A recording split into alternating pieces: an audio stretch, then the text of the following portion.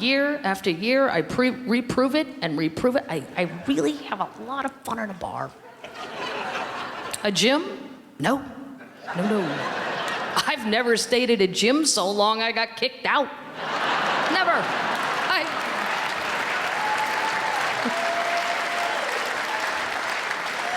I never worked out so hard somebody had to take my keys because I was crazy.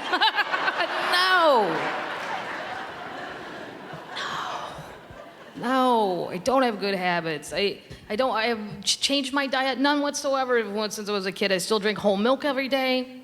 That's weird in a lot of places now.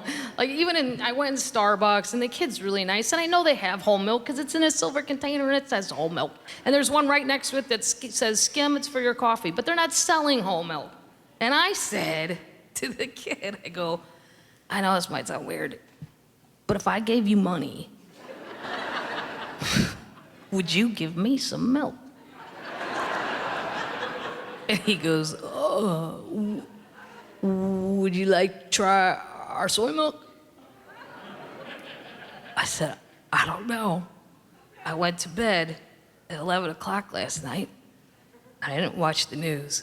And you're the first person I've spoken to since I woke up today while I was asleep. Did all the cows in the world die?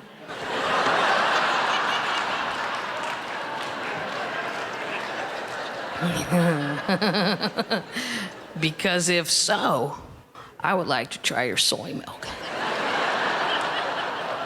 If not, I do not understand why that was thrown out as an alternative to my original request.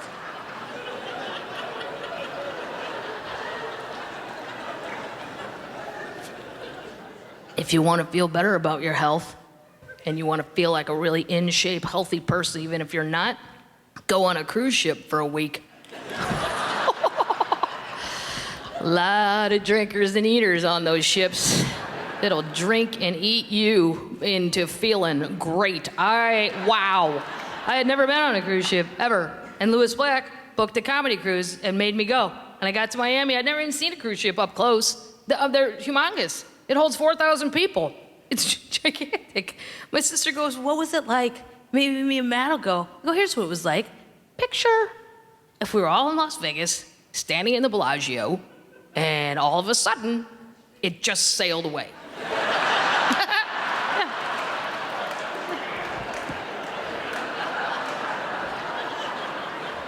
Yeah, the whole building. And nobody panicked or acted weird. Let me tell you about my 16-year-old son, so handsome. I can show you a photo afterwards if you want. My 16-year-old son recently started walking to school with a girl. So I followed them. And my husband's been so impressed with me.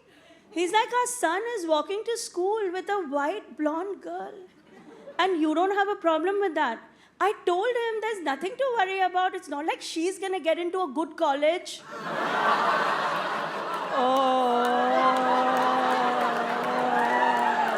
Whatever, cancel me, I don't care.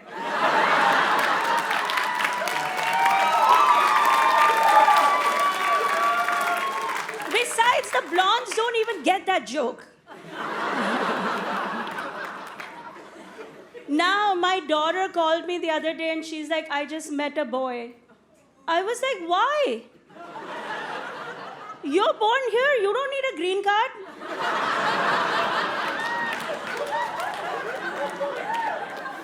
She's like, Mom, he's really nice. Nice? Who needs nice? We need rich. And she's like, Mom, hear me out. He's an engineering major. I said, okay, I'm listening. He's from Connecticut. Fine, go on. His mom is the head of development at HBO. I said, he's got potential.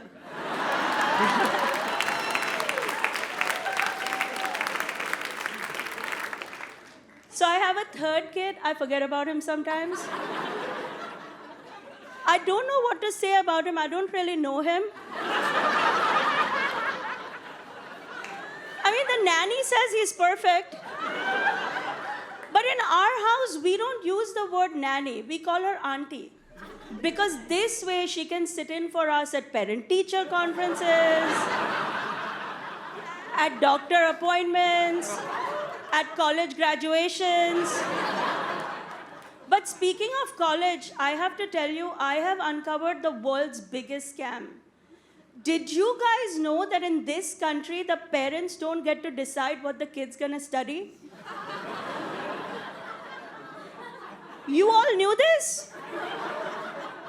I really thought when my kid goes to college, I will call the college up. And I will say, Comp Sci 1, Comp Sci 2, go. She wants to have some fun. I understand that. Give her one class in chemistry.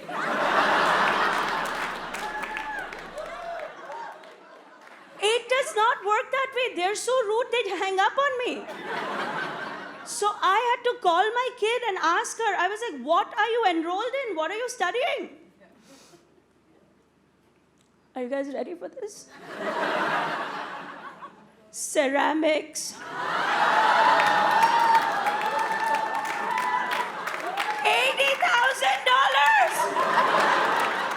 to learn how to make clay pots. Do you know who else makes clay pots? Villagers in India. Because they have nothing else to do. My kid is in Palo Alto, the epicenter of technology, making clay pots. Why am I being punished, Ganesh? Do you know how bad something has to be when the nice white guy in the audience is like, oh no?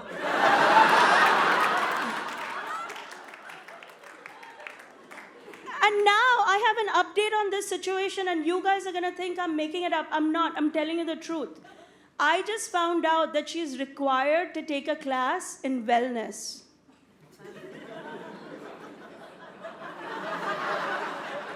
So she's enrolled in meditation, which costs extra. While she's meditating, I'm gonna go have a stroke. Yeah, I did have an epiphany about relationships. I was so sick of myself asking that question of people in couples. How did you guys meet? Did your hands come together by accident in a garden? And what do people always say? They always say something like, oh, we met and we got to know each other. And we really liked each other. And we, there's ups and downs, but we still really like each other, so we stay together. Oh, I'm sorry if you're bored with your miracle! It seems like it's an impossible combination. Like, you gotta want it, but not want to be available. And no, I'm busy. He's the one, but that's a deal breaker. It's like the odds of falling in love with the right person at the right time seem to be about the odds of being discovered in Hollywood. Wait a minute. I asked a similarly question for many, a desperate question for many years now, which was, I used to ask it, which was, how do you make it in show business? Do you move to San Diego and disguise yourself as a bush? Now, what do famous people always say? They always say, well, do you enjoy doing it? That's all there is. You just keep doing it. You just keep doing it. You get better and better. Pretty soon you look at, oh my gosh, I've been doing this a long time. You get to do it. It's a privilege. And, there's no guarantees. But the great thing is that, you just keep doing it, and good luck. Good luck. Which is profoundly true. Is that what a relationship is? Is it just showing up? I didn't realize I'd have the ambiguity and doubt as much, or at least as much as there is in a job. And because people always say, once you've been doing it a long time, oh, I guess, I bet you always wanted to be, whatever it is, a comedian. I did not want to do this show tonight.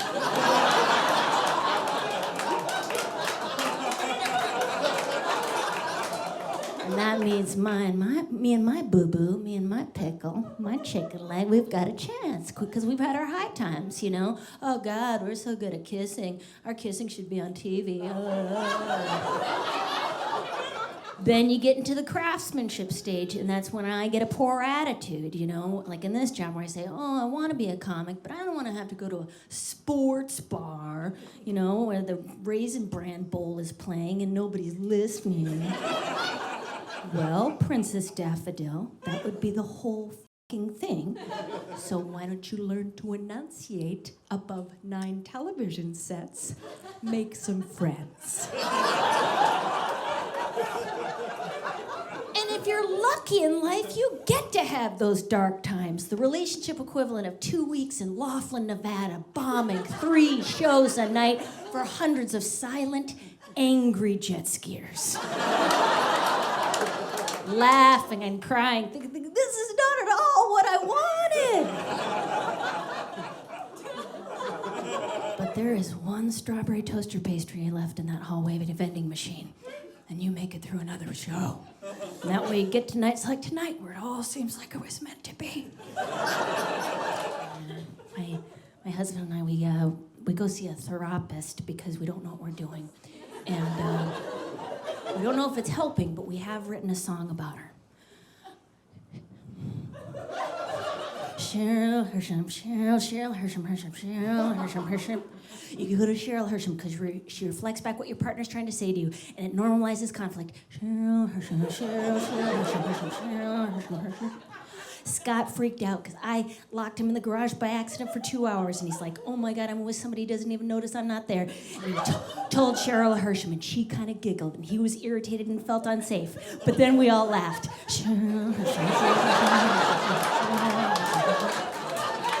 I freaked out. Scott peed in the backyard, and I'm like, oh my God, I would go in Grey Gardens here. And I started collecting wet newspaper, and I told Cheryl Hersham, and she said, sometimes my son pees in the backyard and it helps scare away the deer. I'm like, where do you live, Altadena? She has long silver hair that you can tell she sets in hot rollers because she fucking cares about herself. And she has this Thomas Kincaid painting, don't judge her for that, and this magazine in her waiting room, 19 copies, a magazine called Bipolar. And I'm like, hey, can I have one of those? And she said, no.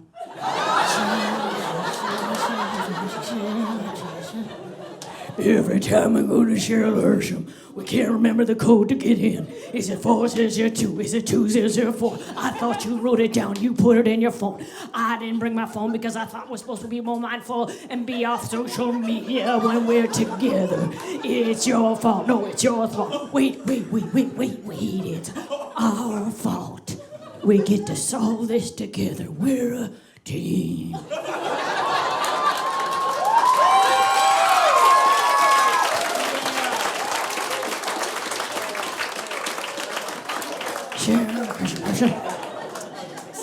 When I'm not traveling around telling jokes, I do live in Los Angeles doing some acting stuff. Thank you. If any of you have kids, you might have seen the movie Alvin and the Chipmunks, The Squeakquel. Yes. For those of you that have not seen the movie, I'm actually in that one. That's why I brought it up. I don't just give random chipmunk shout-outs. I'm really popular with 3-year-olds. They're kind of my demographic. Wish they could buy tickets to my shows. I met the most adorable fan recently. She was 4 years old at the mall with her mom, and she was really brave. She walked right up to me and she goes, I saw you in a Chipmunks. I said, you did? And she goes, do you see me sitting on my bed? Yeah, it was the cutest thing I had ever heard, but I didn't know how to respond to that. I was like, oh shoot, what do I do? Tell her the truth and crush her dreams? So I was looking to her mom like, what do I do? Tell her the truth or tell her a lie? What do I say? And her mom's like, well, did you?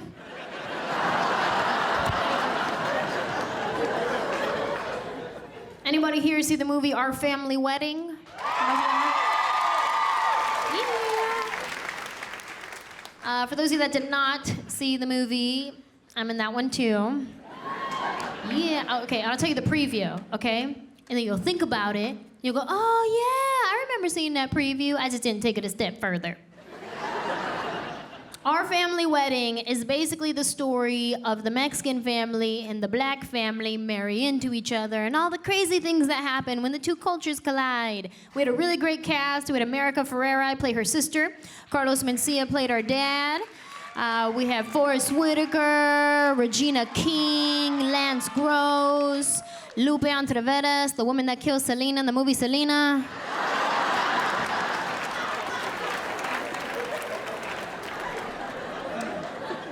Yeah, she played my grandma. I didn't know how I felt about it at first either. I had to remind myself, it's just acting. She didn't really do it. Don't look her in the eye. Don't turn your back. She's actually a really nice lady. But I had them move my trailer away from hers just in case. We had a half Latino cast and a half black cast, right? We did what's called a press junket. They set up one day where all these different TV shows come and they interview you to promote the movie that you're in, right? So they're like, okay, Latino cast, you guys can do all the Spanish interviews. I was like, oh, okay, that's cool. I don't speak Spanish. My last name is Johnson. Might as well put me in the black interview.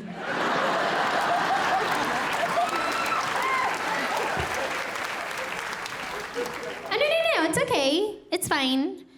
It's fine. It's fine. We'll just do it like this. We'll have the interviewer ask the question in Spanish to the camera, then he'll ask it in English to you, and we'll just cut that part out, put like a Spanish voice over you. That was their solution, to do interviews all day like a kung fu movie. Every now and then, they would give me something in Spanish to say to the camera, like, hola, soy Angela Johnson, y les invito a ver a Our Family Wedding. And like, I would sound good, right? Like I knew what I was talking about.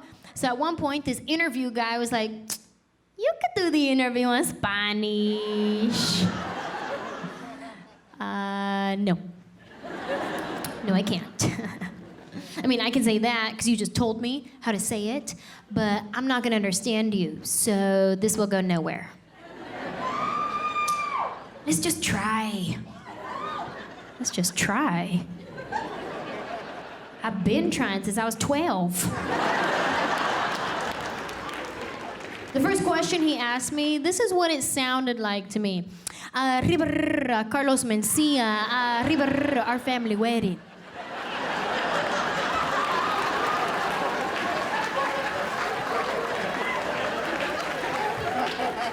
And this is my response to him.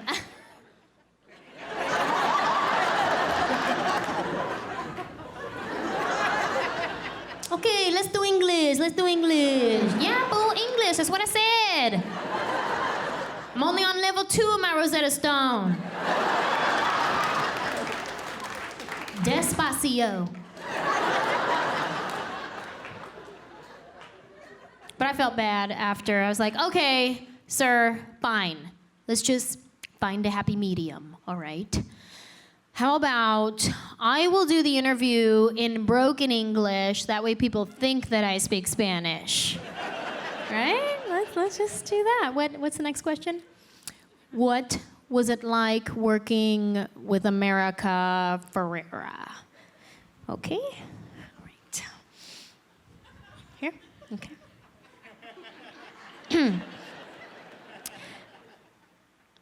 When I find out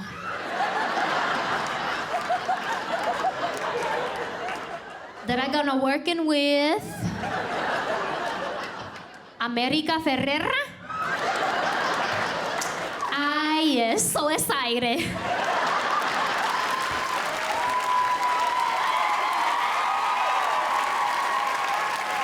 I am so excited porque I love ugly berries.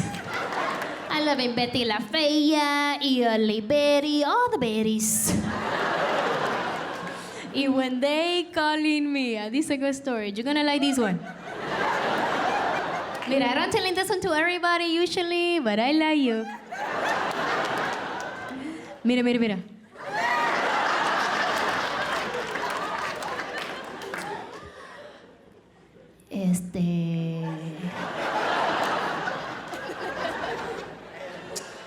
When they calling me, y they say, you gonna work with America Ferrera? I say, oh my God! Oh my God, are you kidding me? You're not kidding me? Ay, ay, ay. I can't believe it, they picking me.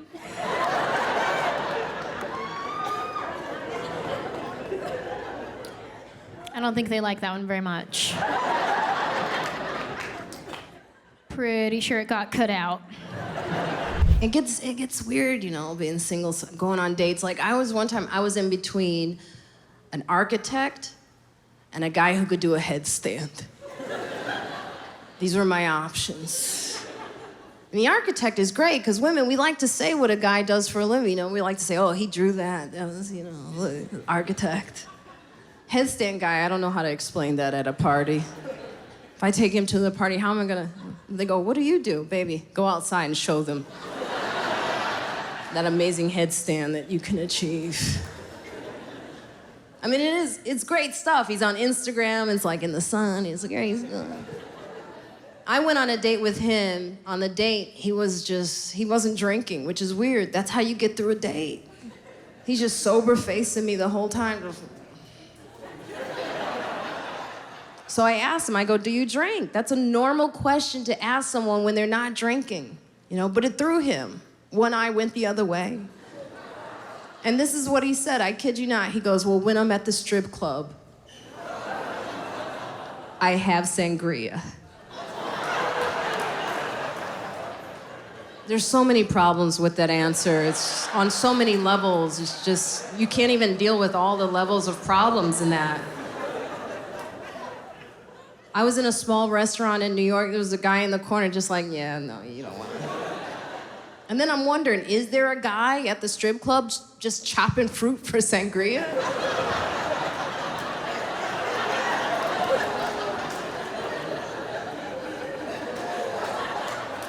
Kiki's good tonight, yeah. Trying to do things different, though. That's what I'm trying to do. Like, I used to date young. I can't date young anymore. The court said I can't. I can't even look at them, no. I don't mean to. It's like I said, I aged well, and they just come at me. You know, I'll be hanging out at the GameStop, and they just come into my life. What am I supposed to do? I'm like, you want this? Come and get it. But it was exhausting. Dating young, this guy was always awake, just looking at me. Like, what next? I was like, nothing, motherfucker. Take a nap, shit. Go to sleep. This was 3 whites ago, by the way, 3 whites ago. He talked a lot, too. Oh, my God, he talked so much. I told him, I said, I need some white noise, and I don't mean you, okay? Exhausting, you know? And then he would do things. One time he left his jeans in front of the toilet, like, you know, like just the jeans in front of the toilet. Like it looked like he took a dump and then just walked away. Like when I got there, it looked like a ghost was taking a shit. I was like, why is this ghost constipated? Get out of here. So I can't date young anymore. No more young guys. Now I'm dating older, which is, yeah. Well, older guys, they got a lot of baggage, you know? They're not carry-on. They checking shit underneath that plane. You know, I'm just hanging out underneath the divorce tree, just waiting for that apple.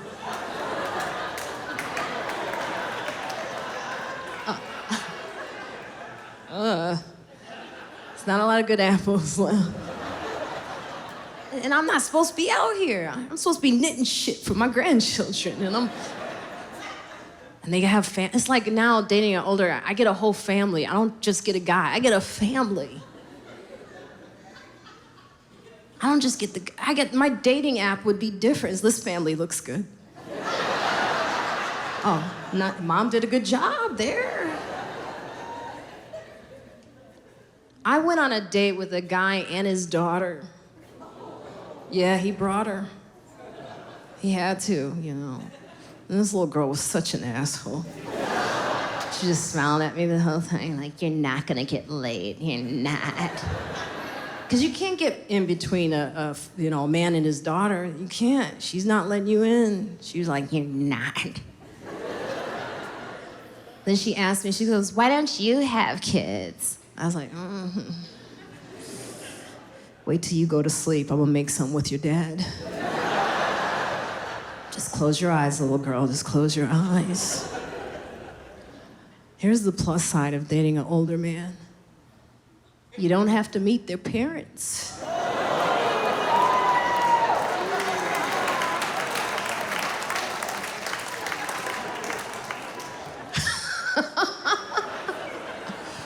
Some good things to that. Oh, this was a while ago. I was having sex with this older man. And, you know, he finished first, as they always do. And then he looks at me and he goes, you know, my dad died and I didn't know him. What should I do? And I was like, wait for me to finish first? I can't even answer, I'm tense right now. I can't even answer your question, and I'll tell you what, I don't think your dad would be proud of you.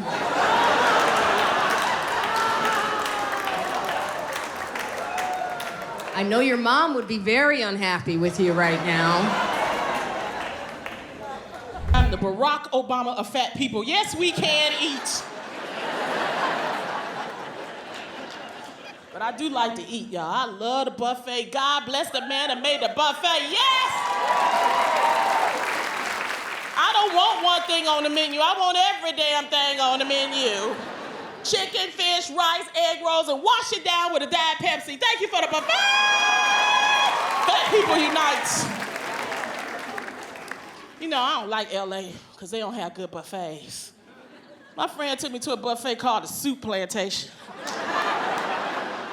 Who the hell want to eat a bunch of soups? You go in there, they got tomato soup, they got broccoli soup. Excuse me, where is the meat section? And I don't want to go into no building that say plantation. Forget that, all right? We done been through that before. Do you know KFC is not grilling chicken? That is a dirty thing. KFC now stands for Kentucky Fake Chicken. That don't make no sense. Fat people, we gotta unite. Fat people, let's eat all the vegetarians. Vegetarians, y'all think y'all special because you're full of vegetables. Get on my damn nerves. We full of vegetables. Okay, so what, you know? I got invited to a vegetarian barbecue. Thank you, that don't even sound right, vegetarian barbecue. I went to see what the hell they was putting on the grill. A waste of time. They had corn on the grill and couscous and tofu. I'm like, what is tofu? It tastes like chicken. It tastes like crap. I ain't eating it. You know what tastes like chicken? Pork chops taste like chicken. Put some pork chops on the grill. Damn tofu. T-O-F-U. F-U. That's what you need to do. Fat people unite. Look at all the skinny people passing judgment. You skinny people, leave us fat people alone. Skinny people always asking fat people dumbass questions. You gonna eat all of that? Yes, I am.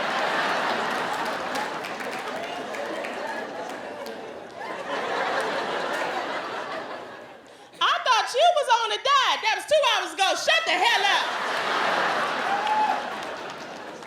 See, I grew up in the 80s. You know, the government made me fat because I grew up in the 80s in the ghetto. In the 80s in the ghetto, used to pass out big blocks of government surplus cheese. Oh, remember that ghetto people? Oh, that cheese was delicious. Oh.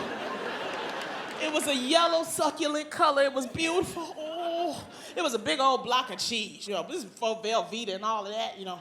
You could chop it up yourself. It was so big, you could hit somebody in the head and make you a cheese sandwich at the same time. In the projects, it was ammunition and nutrition, all right? My mama did everything with that cheese. She made cheese sandwiches, cheese soup, cheese pot pie. That's why I'm fat and constipated now, because that damn cheese. I'm still pushing out cheese from 82. Put some cheese on it. It'll be all right. Now, don't get me wrong, fat people. I don't want nobody to walk out of here and say, Lonnie Love says it's okay to be fat. I don't condone being fat, y'all. You know, I'm not one of them people that just love me. No, I'm not saying that. I'm saying if you got a problem with your weight, work on your weight. But if you love yourself and try to lose the weight. That's all I'm saying. You know? That's it. Because everybody has problems, you know? Some people need drugs. I don't need weed. I need wings. I get the munchies naturally. I have 2 cats so far. The girl one is fat, and everyone who's ever seen her has felt the need to point that out to me. Which I got this cat when it was 6 years old. She looks like fucking shit. She has a piece of her ear missing. God knows where that went. She has black shit in her eyes at all times. That's non-negotiable. She has a snaggletooth. No one ever has shit to say about any of that. I'm just like, I didn't do any of this to this cat. This is what she looked like when I got her. This was a floor model. They're like, well, it's not healthy. She's overweight. Then don't fuck her. What do you want from me?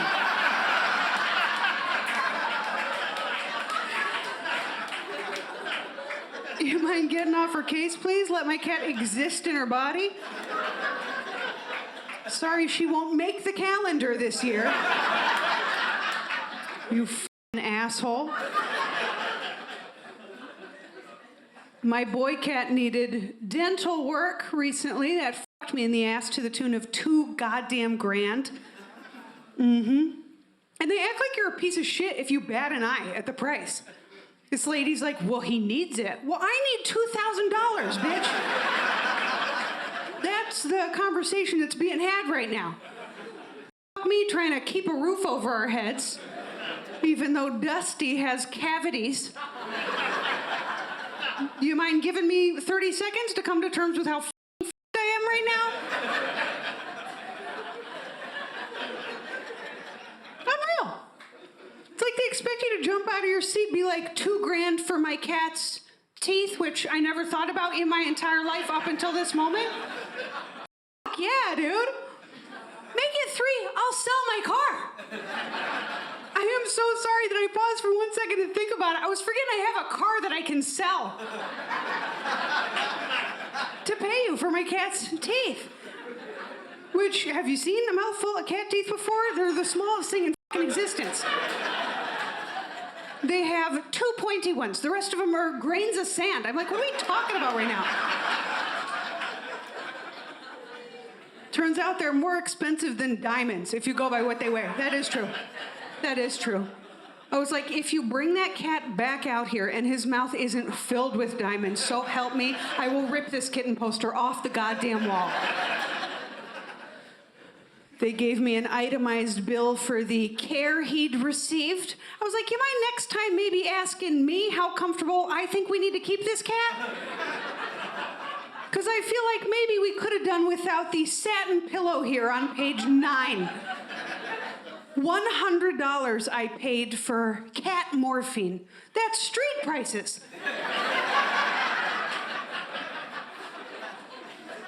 And they sent us home with 2 little vials of cat morphine. And it made me nervous because I am a drug addict. I'm 10 years clean and sober now.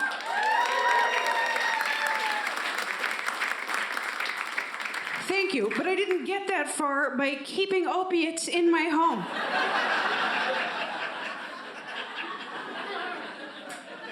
I was like, I don't know if I should have this shit, honestly. I was like, fuck it, I called the vet. I was just like, yeah, so first things first, I do want to be crystal clear. I'm not planning to take my cat's medicine to get fucked up. But if I did, what would happen? And I could hear the lady like trying to figure out if I was fucking with her or not. You know, she was just like, all right, well, first of all, it's cat morphine. It's chemically a completely different drug. We didn't just give you a little bit of human morphine. And I felt so stupid. And then she was like, and also, you're not 8 pounds. I was like, whoa, bitch. Is it not human morphine or am I not 8 pounds? Because maybe if it's not human morphine, we don't even need to talk about my weight. Maybe if it's not human morphine, you can give me one moment to be like, oh, okay, thank you so much. That's plenty of information. Let's end the call. She was like, I'm just saying, even if you took all of it at once, which, ding, ding, ding, that's how I would do it. If I'm taking my cat's medicine to get f***ed up, I'm not gonna take it as directed.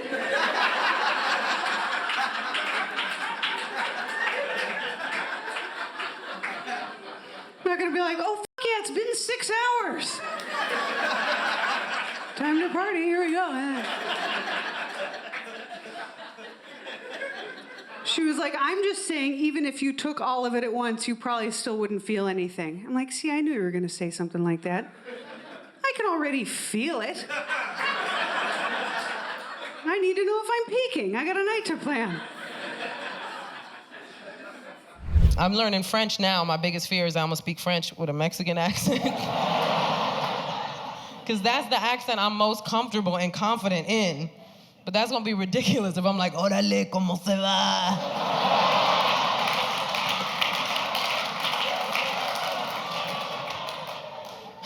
Eric's gonna be like, that poor French, Puerto Rican, Mexican girl. She is confused. The wrong accent can mess up the mood. Right? Like I downloaded a meditation to help with anxiety, and the guy doing the guided meditation had a Cockney British accent. I don't know if you've heard this, but it is not comforting. Like I hit play and he was like, hello, my name's Nigel. I'm here to help you with your anxiety. All right, close your eyes. I will do no such thing, Nigel. I don't feel safe. We're gonna give thanks for everything. I'm always jealous of people with like awesome accents or tattoos. I saw this guy with a compass tattoo, and in the middle of the tattoo it said, "You are here." I was intrigued. I was like, hey, what does your tattoo mean? And he was like, oh, this? This is for like, when I feel lost, I just look down and I'm like, nah, bro, you're right here.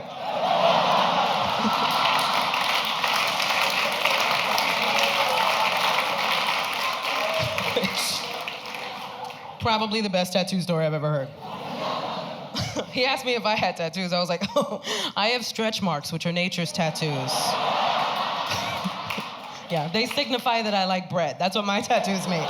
Not to be controversial, but living in Brooklyn for I guess 5-6 years now, has really kind of convinced me that there are only two genders, and that is sad boy and witch. Neither of them has anything to do with biological sex, but it's definitely a vibe. Yeah. I went to this therapist, a real therapist, and I walked into her office, and this shit was covered in crystals, which is already a bad sign, because it's you see crystals there. I'm not saying she doesn't believe in vaccines, but she has some questions, Yeah, she's doing her own research, but yeah, I told her I was feeling upset, and she was like, how long have you been feeling that way? And, I was like about 3 months, I've been depressed. And she's like, have you ever looked into astrology? Which was fucked up, because it's like, I'm a white woman from California. Obviously, I've looked into astrology.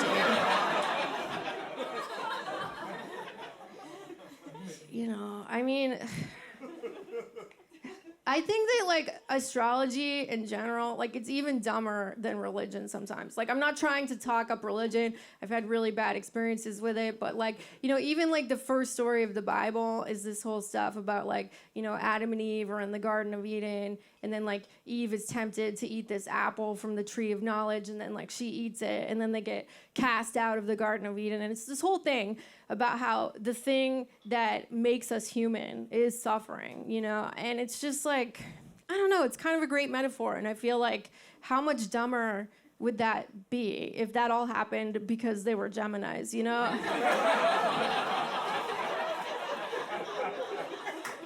Like, astrology just feels like such a hard cope with, like, late capitalism, because it's like, well, do we have a lot of problems because 5 guys own all the money and the stuff? Or is there Mercury retrograde?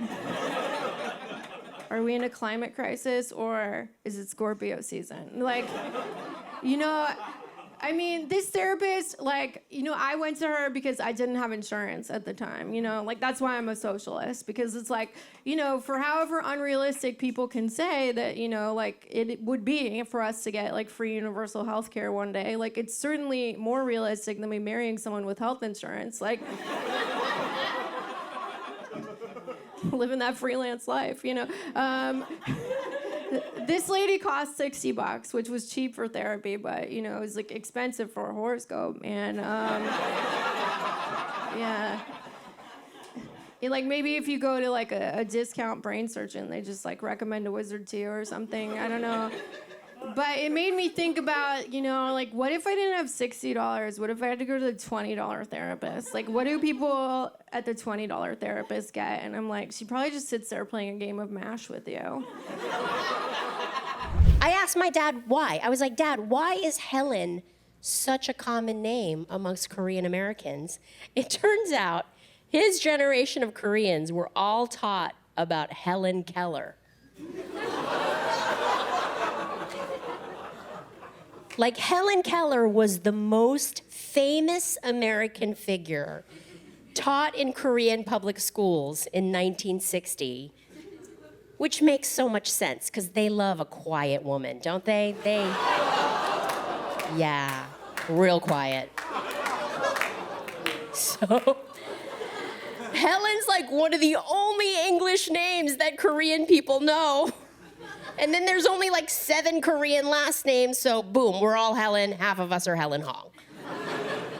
It's hard to find a name that works in both cultures. Like, we were bouncing off baby names with our mom. I'm like, Mom, what do you think about the name Mary? And she's like, oh, Mary. Oh, no. I'm like, what's wrong with the name Mary? She's like, oh, Mary is what they call street dog in Korea. What? Yeah, Mary is what they call a female dog.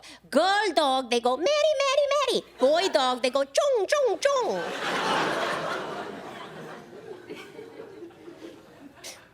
So Mary is the Korean word for bitch? She's like, bitch, I don't know. All right, no Mary. What do you think about the name Josie? Josie's a nice name. She's like, Georgie. Oh, no. Georgie is not good for Korean pronouncing. Why? What's wrong with Josie? She's like, Georgie sounds like a chaji. Chaji is the Korean slang for dick. Weenus, you guys get it. I'm like, okay, no Josie. What about the name Emma? Emma is a beautiful name. She's like, oh no, Emma, oh no! It turns out Emma was the name of the first softcore porn movie that ever played in South Korea. in 1982. I am not making this up. You can Google this shit. The movie was called Madam Emma. It was the Deep Throat of South Korea. I'm like, that is hilarious, Mom. Did you see the movie? She's like, oh no! Oh no, so dirty. Oh no, I know watch it. Nobody I know watch it. Guys, I Googled this shit. Emma was the #1 grossing movie in all of South Korea in 1982. My grandma taught me a lot, though. She taught me how to value myself as a woman. I'll never forget it was my 18th birthday. She should have told me this on my 16th birthday, though, because at that point I had started renting out the property already. She pulled me to the side. She said, look here, baby girl. Now that you become a woman, there's a certain way you need to think of yourself. And every woman should think of herself this way. Baby, I want you to think of yourself as a house. And there's one thing you got to remember, baby. One thing you got to remember. Every man wants to come inside your house.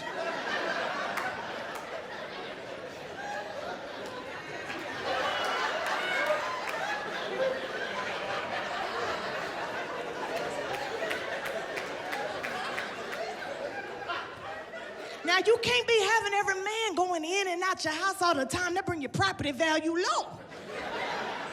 Mess around and be known as the crack house, and you don't want to be the crack house. So keep the grass cut and keep it clean, because you don't want people walking by thinking you got an abandoned house, you hear? And don't be going out late at night getting drunk and stuff, because somebody will break into your house, baby, right through the back door. They break in right through the back. And that'll have you walking messed up the next day talking to the police. And once you find a man that loves you and cares about you, he'll go ahead and he'll sign that paperwork.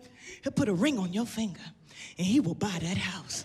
And I just want to know, by round of applause, how many ladies in here tonight got them a husband, AKA homeowner? You got a man that love you, taking care of you. Make some noise if you got you a husband,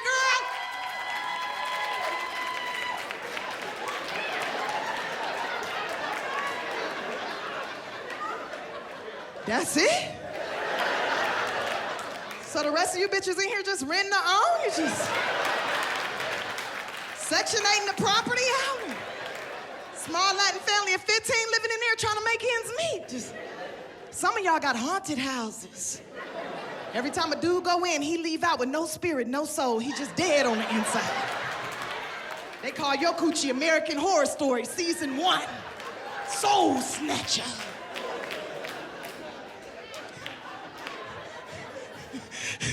Let me shut up. I'm about to say some f***ed up shit. Let me shut up. Woo. Man.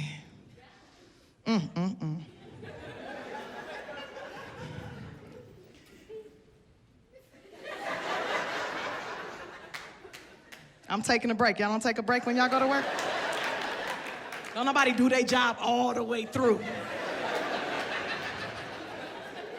It's fucking hot up here and my baby toe is dead.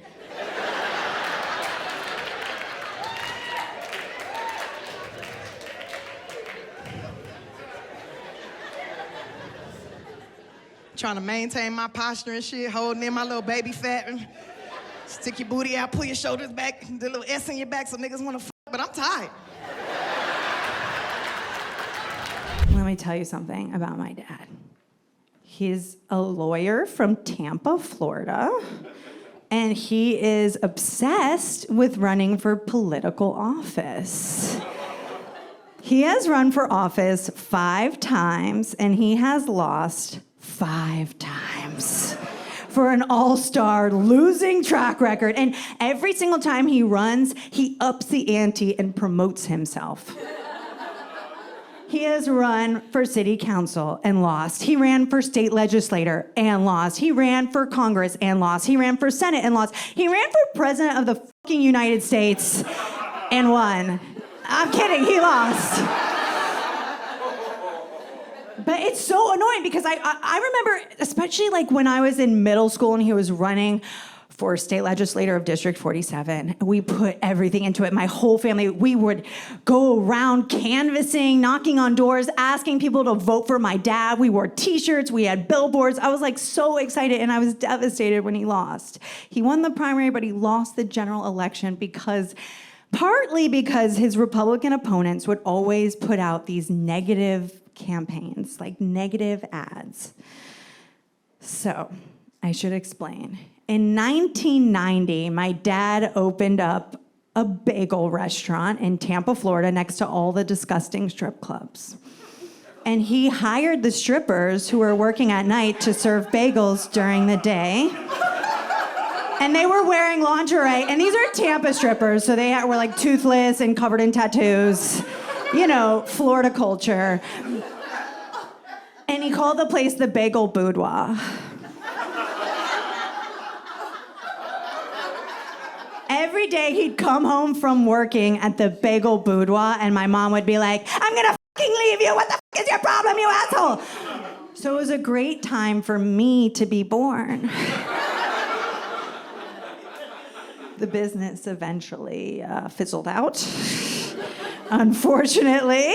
And let me tell you, the Bagel Boudoir, he was a visionary. The Bagel Boudoir was kind of like breakfast Hooters, except not as classy.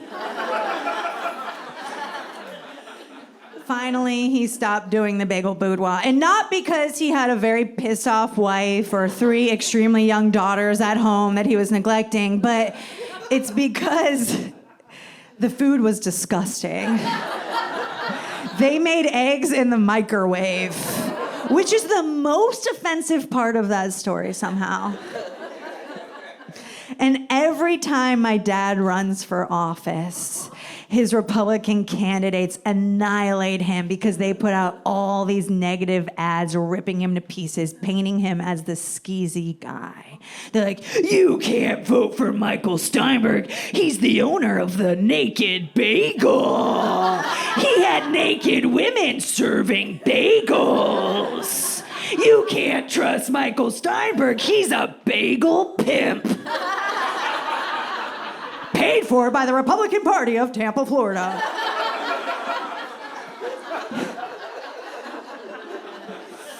Very weird. And now I am in therapy. And I'm really reflecting back on this point in my childhood. And I can honestly say, wow. Now that is what you call a schmear campaign. Thank you. It took us a while, but we got there. It's very sexy to be Latin, though. I love the accent alone, isn't it? It is so hot. Now, guys, I understand when men do the accent, sometimes they sound like a matador. They're like, hola, ¿cómo estás? Like, I get that. But women, it's sexy, isn't it? Oh, it's so suave. But it is. I teach my white friends the accent. Do you do that? I do it, yeah. Like I say, walk into a bar later on and just be like, I am so thirsty. Watch all the guys, get her a drink, she's exotic. Oh my God.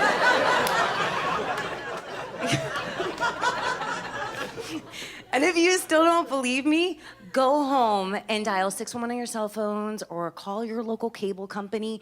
And at first the white girl comes on and she sounds like a cheerleader. She's like, for English, press 1.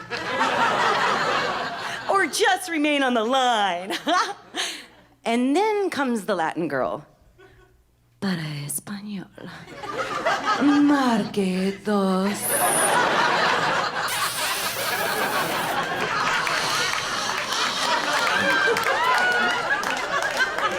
See?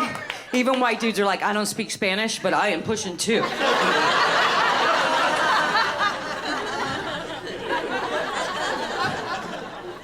I have a weird way of thinking, guys. I always imagine some like yeehaw in a trailer park, like with his boxer shorts on, like, you know, and I imagine him like calling all his bills because he can't afford sex lines. I don't, why, you know? And then he hears the accent only. He doesn't hear Spanish. He just makes up whatever he wants. He hears, I don't care that you don't have a job. I think trailer trash is sexy. Marque 1. Oh, I don't care that you have no teeth. I'll sleep with you anyway. Marque dos. Hey, would you like to jerk off on my boobies? Marque tres. Oh, I'm gonna marque tres. I'm gonna mark the trees right now. I'm gonna do that.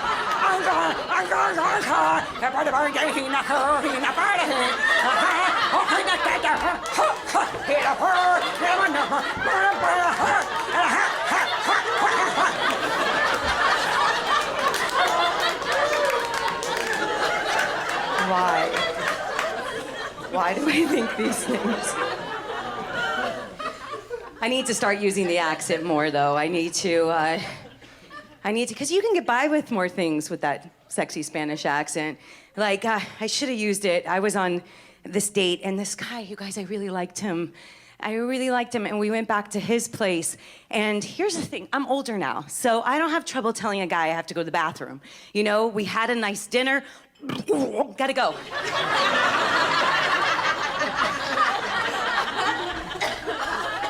But we went back to his place, and there was only one bathroom, and there was no fan. And I couldn't put the water on because he'd be like, hey, there's a California drought, what are you doing? Like, so I had to resort to covering my farts by coughing. And you know you never get the timing right? I was sitting on that thing and I was sweating. Like,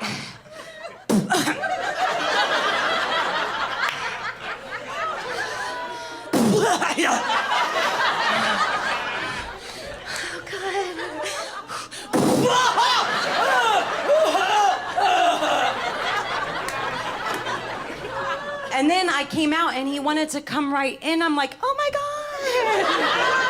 No, eyes down here, come on. Some things do bring me delight still, though, like even as an adult. There's a couple things. Like when I get lonely, like I have to remind myself that I should never feel lonely because I'm a woman. And as a woman, you can make a person just to hang out with you. Like my mom did.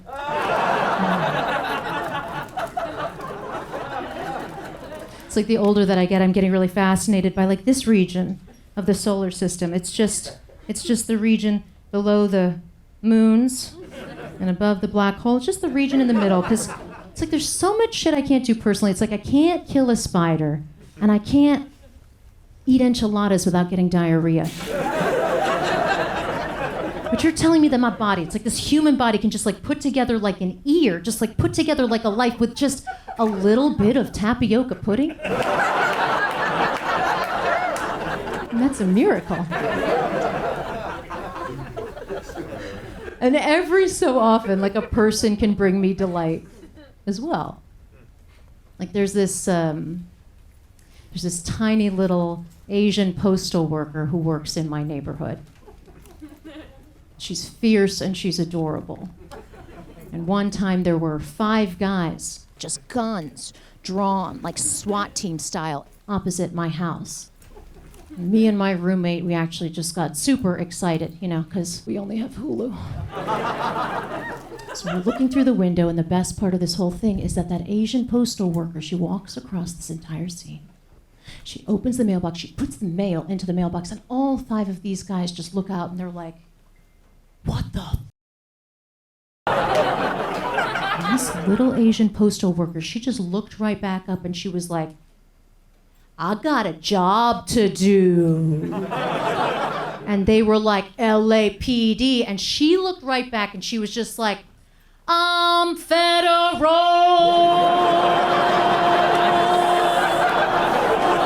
You were never gonna shut this shit down. It's like all that in front of my window, and I was just like, that would be the best commercial for USPS. It's just like the 30 seconds of that scene, and then that little Asian postal worker, and she's like, USPS, and she's like, you're welcome.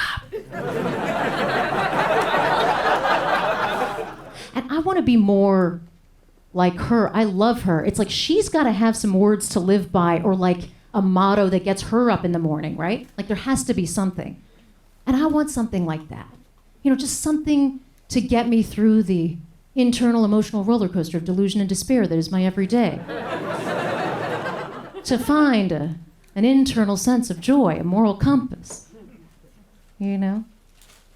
I wanted to ask her what her motto, what her words to live by might be, but she was deeply unavailable and quite terrifying.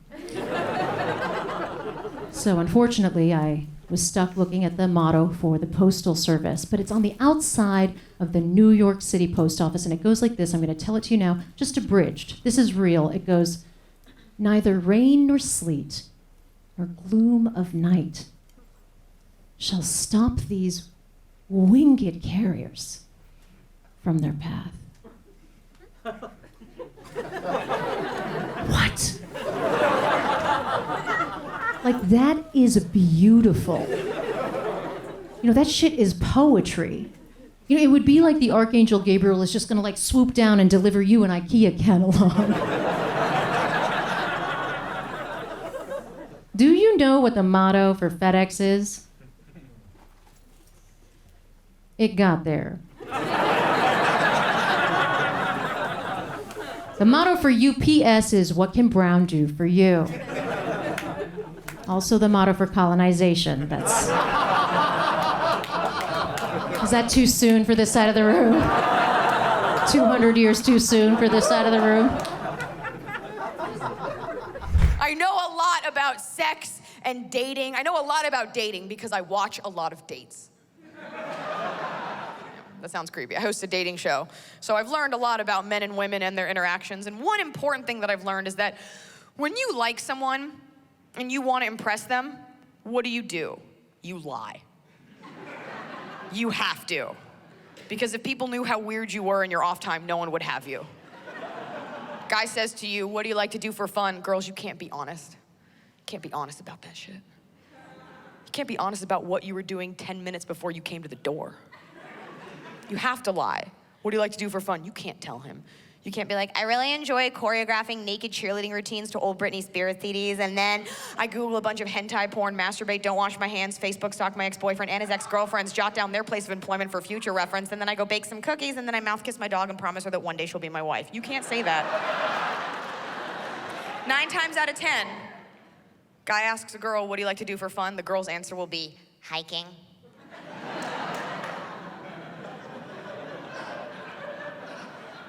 I love hiking. I do. Don't I? I do. I love hiking. I do. I love hiking. I do. I love it. I love hiking. No, you don't. Stop lying. You don't like, really, Stacy? You like hiking? Where are your trail spikes? Where's your walking stick? Where's your lesbian mountain partner? You don't like hiking. You don't even know what hiking is. Most modern girls don't really know what hiking is, okay? To the average girl, hiking is you wake up whenever you want, you put on Lululemon yoga pants because they make your butt look unreasonably good, as they should for $800. And you go for a walk in the park with your best friend and complain about how hungover you are. That's hiking. Yeah, I do it too. Promise you this, girls, it's not a sport if you can drink a Starbucks and have a pita while you're doing it. Do you want a piece of pita? Hiking.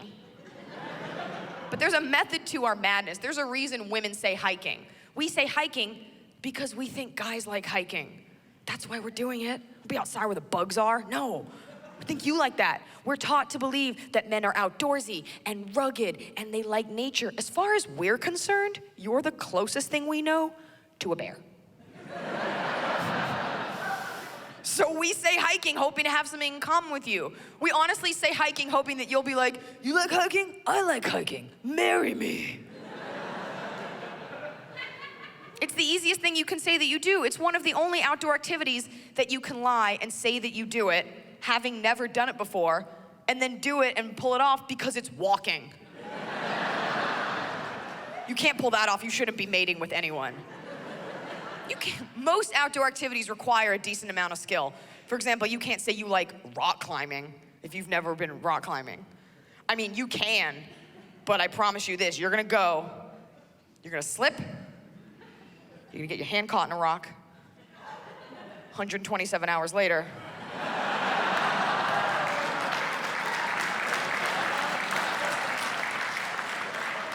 Stump's not getting you a second date, I promise you that. I'm not gay. I just like to start by saying that. I'm not, a lot of people assume I'm a lesbian. I'm not. I'm just sad, and it reads the same.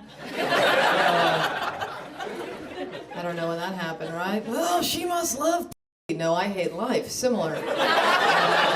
Very similar.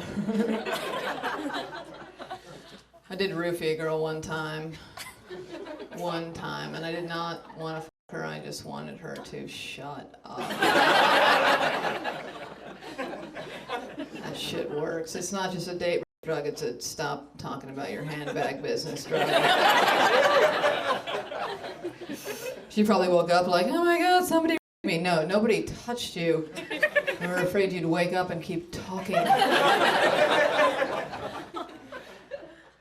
don't want to offend anybody. I have a lot of die-hard lesbian fans. Die-hard lesbian fans. I don't mean they really like me. I mean they all look like Bruce Willis. It's fun. It's fun. We're just having fun. We're doing jokes. We're getting into it. Let's do it. Let's break it down. Oh, I was in New York City because I used to live there. Not a big deal. Pretty great city. I live there, so whatever. And I was in New York City. I was in a bar because that's basically where I lived in New York City. And a lady came up to me, and she had an accent, but I don't do accents, so just lower your expectations. But she, I don't know, she was French or Chinese or something, so picture that. And she said, excuse me, miss, but I'd like to photograph you because I'm a photographer and I take pictures of androgynous women. Yeah. To my face, she said that. And I was like, joke's on you, lady. I'm a man. You lose. She lost. She lost that round.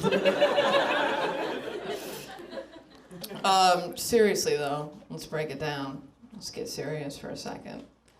How weird is it, ladies? How weird is it that we put in our mouths?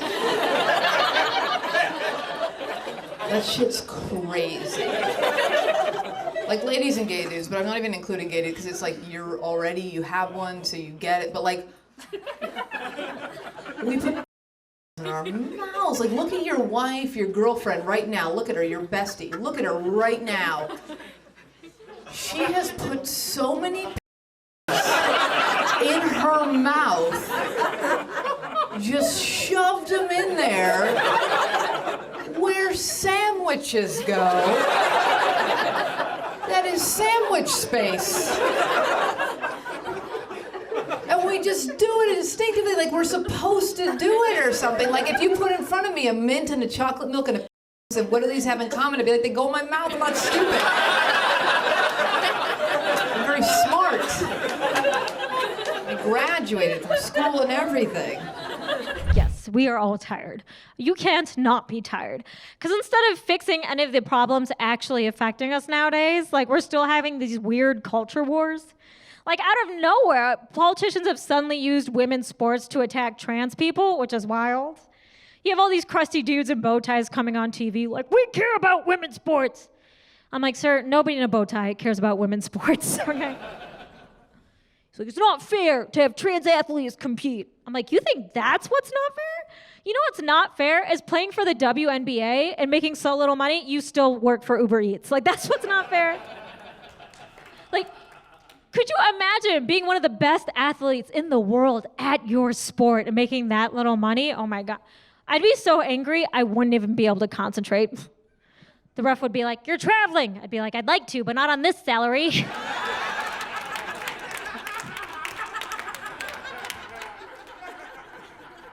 It's true, they're attacking trans people, they're rolling back abortion, which is why, anytime that happens, they just use it as an excuse to slut shame cis women. It's so bizarre. I'm like, oh, we wouldn't even need abortion if they were just fewer whores. I'm like, look, as a retired whore, I would like to say that's generally not us. Chances are, if you're really running around in these streets, you probably had your birth control on lock, you know? You probably had the original IUD. You know, the one so old it had asbestos in it? You put it in your cough, like the original. Like, my IUD was so old, if you pulled the strings, a message from JFK played. That's how old. That's how old. It's true, but they always slut shame women. It's bizarre. Oh, we wouldn't even need it if women could just control their bodies. And I was like, really? You want to make this a gender war? Women can't control our bodies? Then why is it every time I get on a public bus, I only see dicks? Right? When is the last time you got on a bus and you just saw some lady playing the clip banjo? Like, this one's for the fella in the back. Like, when is the last time you were just trying to enjoy a nice dinner out with your family and some woman just plugged in a vibrator, like, they're like, ma'am, the police are coming. She's like, I'm happy somebody's coming. Like, when's the last time? It's wild. They started trying to charge some women for murder just for miscarrying, and I'm like, F that, dude. Yeah, it's true. I didn't mean to be CNN for you, sir, but yes, this is true. It's very true. And I'm like, F that, dude. If I'm gonna go to prison for murder, I'm gonna commit an actual murder, okay? I'm gonna do the time anyway. As far as I'm concerned, that is a prepaid murder. I'll be real petty about it too. I'll be on the way to the courthouse, like, what is that, Crocs and socks? Not today. Like, you know.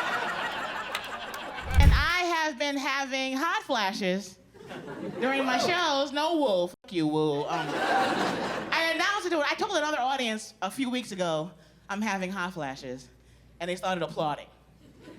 And this man in the back said, we're giving you men applause. I had him killed. He's gone. He's not.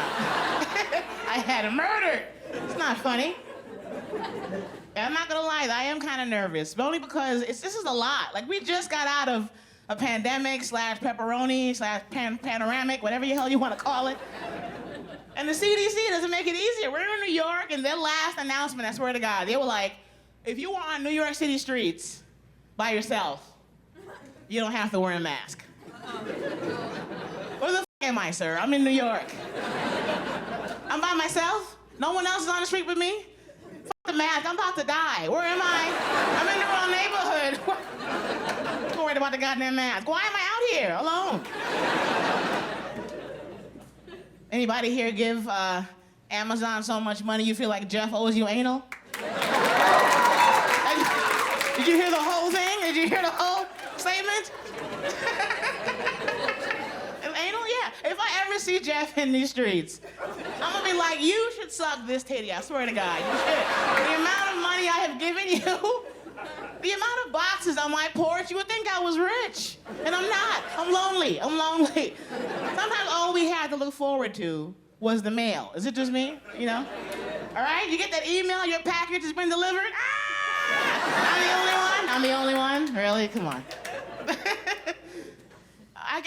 I bought so much from Prime that I gave the truck driver my parking space. You know how much you gotta shop to have him give me a space? I got some chalk right on the ground. Prime / Carlos. Only Carlos can park there. He likes strawberry lemonade and tuna fish. And yes, I'm gonna fuck Carlos. Because I have not had a man with a job this good in years, okay? If you're gonna fuck anybody, fuck the Prime guy. That's what I'm saying.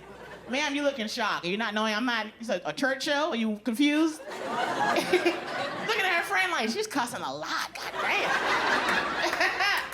damn. I'm stuck at home, man. I'm happy to be out.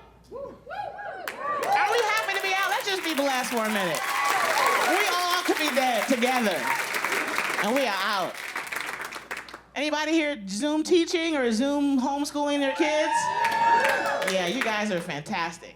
I love watching the moms on social media have nervous breakdowns. Because you're teaching your kids, and you're like, I did not sign up for this shit. I gave birth, put him in school, you'll fix him. Teacher been telling you for 2.5 years your kid needs Ritalin and therapy. You know why you guys are having a heart attack? Because you didn't know that your kids were assholes. That's why. You're like, Stacy is a bitch. Was she always this way? People are always telling me to speak up. Can you speak up? Can you be a little louder? Which I don't like.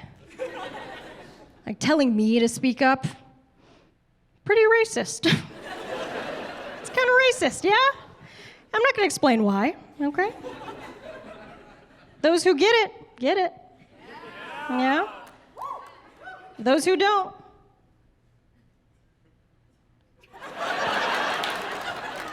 Good luck out there. People are always telling me like tips, like use your diaphragm to be a little louder. Use your diaphragm, diaphragm, it's like a membrane underneath your lungs. That's what that is. It's supposed to help you project, which would be great advice if it weren't something inside of my body I can't control. Are you kidding me? My diaphragm? Like, everybody knows that your insides do their insides things, right? So that our outsides, we may do our outsides things. And never the twain shall meet. That's just science. Are you kidding me? Use my diaphragm? What do you want me to do next while I'm in there? You want me to poke my gallbladder? You want me to squeeze my uterus? I mean, I can kind of squeeze my uterus. You know what I'm talking about? We can do that. We can do that, right? Those are called Kegel exercises. You gotta do them every day, okay? Yeah. Right? Because you can't skip Vag Day. You can't do it. Don't do it. I've been doing them the whole time I've been up here. You guys didn't even know, huh? Because listen, I got a tight schedule, but I need an even tighter vagina. Okay, don't get ahead of the joke. I wasn't too worried about my softer voice until a friend told me he was like, being that quiet, it makes you seem like a pushover. Which, I mean, he can say whatever he wants about me. What am I gonna do? I can't yell at him. But that gave me the kick in the butt to like make a change, fix this voice thing. So I did what we all do when we want to make like a drastic transformation in our lives. I watched a YouTube tutorial. Yeah. I found this video. It was like, how to be louder, and had this sweet man giving instructions. He also had a quieter voice, so, gang gang.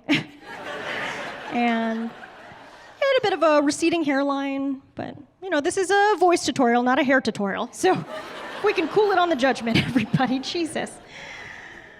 One of his first tips was that if you want to be louder immediately, you can use twang.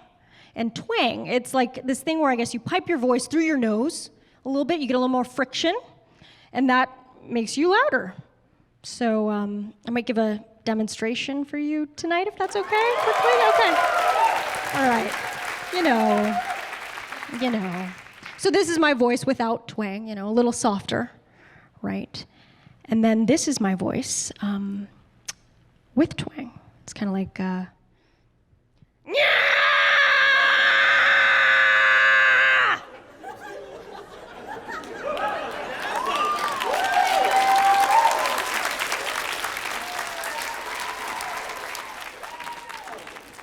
pretty good, huh? And that's just after one video. So imagine what I'll sound like after that guy gets hair plugs. Pretty loud. I am getting a little older. I'm not old, but I'm in my 30s. Is anyone in that age range here? Yeah. Wow, you're pretty happy about it. That's good. Good job. Usually they're like, yeah, here. It's funny because for some reason, the second you turn 30, you start saying you're old. You're like, that's it, I'm old now. I'm old. And then for 10 years, you just keep saying it. You're like, I'm old, I'm old, I'm old, I'm old. And then you turn 40 and you're like, now I'm old. I could have been young for an extra 10 years, but I wasted it saying I was old. Now I've lost 10 extra years where I could have been young. Then you turn 80, you're like, now I'm really old.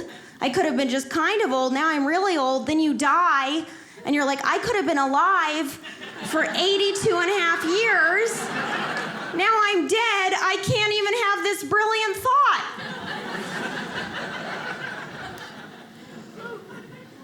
So my point is, none of us are old, because we're still here. Yeah, still doing it. Who's in their 20s? Anybody? All right, yeah, you're happier. That's good. 20s I don't relate to. It's like it's a good time, but I don't relate to it anymore because I'm like, you guys are so cute because you still think you matter.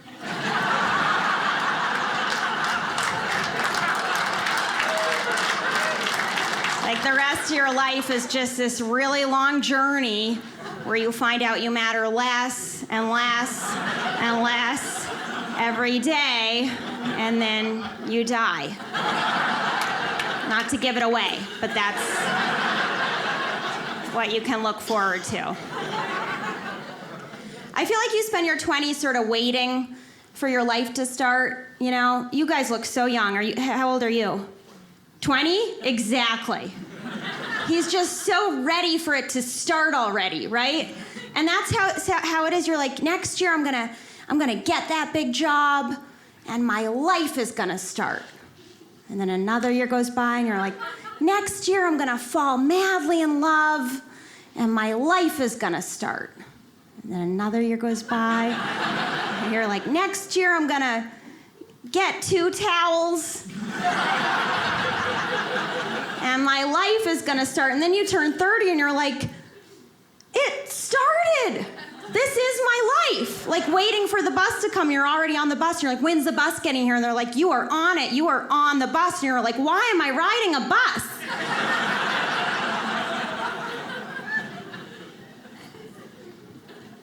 There's activities I don't want to do as much in my 30s. Like I went to a bar recently with my friend and we lasted like 5 minutes and we got bored. We're like, you want to go? Yeah, let's go.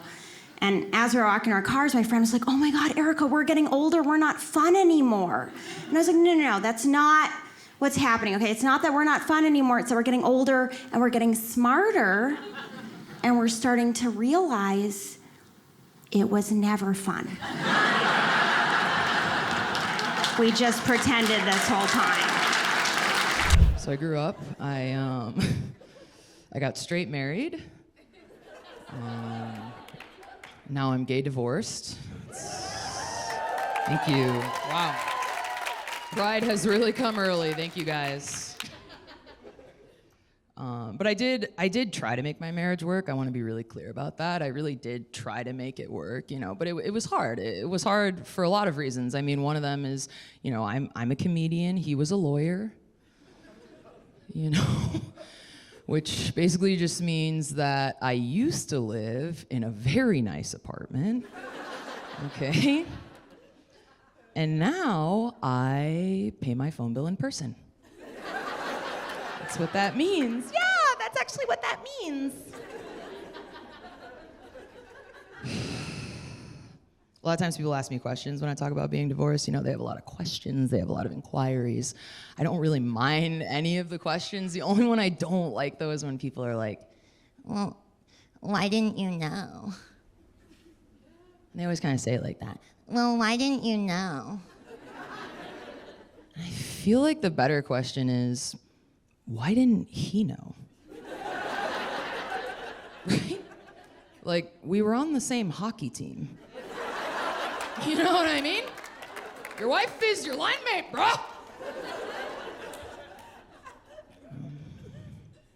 Sometimes I think the easiest thing to do might just be to make kind of like a short PowerPoint slideshow. You know, just some of the frequently asked questions that I get. It would be very straightforward, you know? It would just be like, slide 1 would just be like, you were married. And then slide 2 is like, to a man. And then slide 3 is just 13 years of softball photos. I feel like it paints a picture. I don't want to just talk shit. I feel bad, you know? I'll say something nice. I'll actually share something quite vulnerable with you guys, if that's okay. Yeah. My ex-husband is actually still my emergency contact. Yeah. Thank you. I feel like, you know, we were together for a long time, right? And so I just feel like if anything were to ever happen, like God forbid, like I can't really imagine anyone else that I would want to like inconvenience more. right? You're up, buddy! A lot of things changed for me after I got divorced. Pretty much everything changed for me, right? I had to find a new place to live. Luckily, I landed in a pretty sweet spot. I actually moved into a house with two 22-year-old boys, which is basically like living with a couple of raccoons. They keep odd hours. That's what I noticed. There's always someone in the kitchen at 2 in the morning, like making dumplings, you know?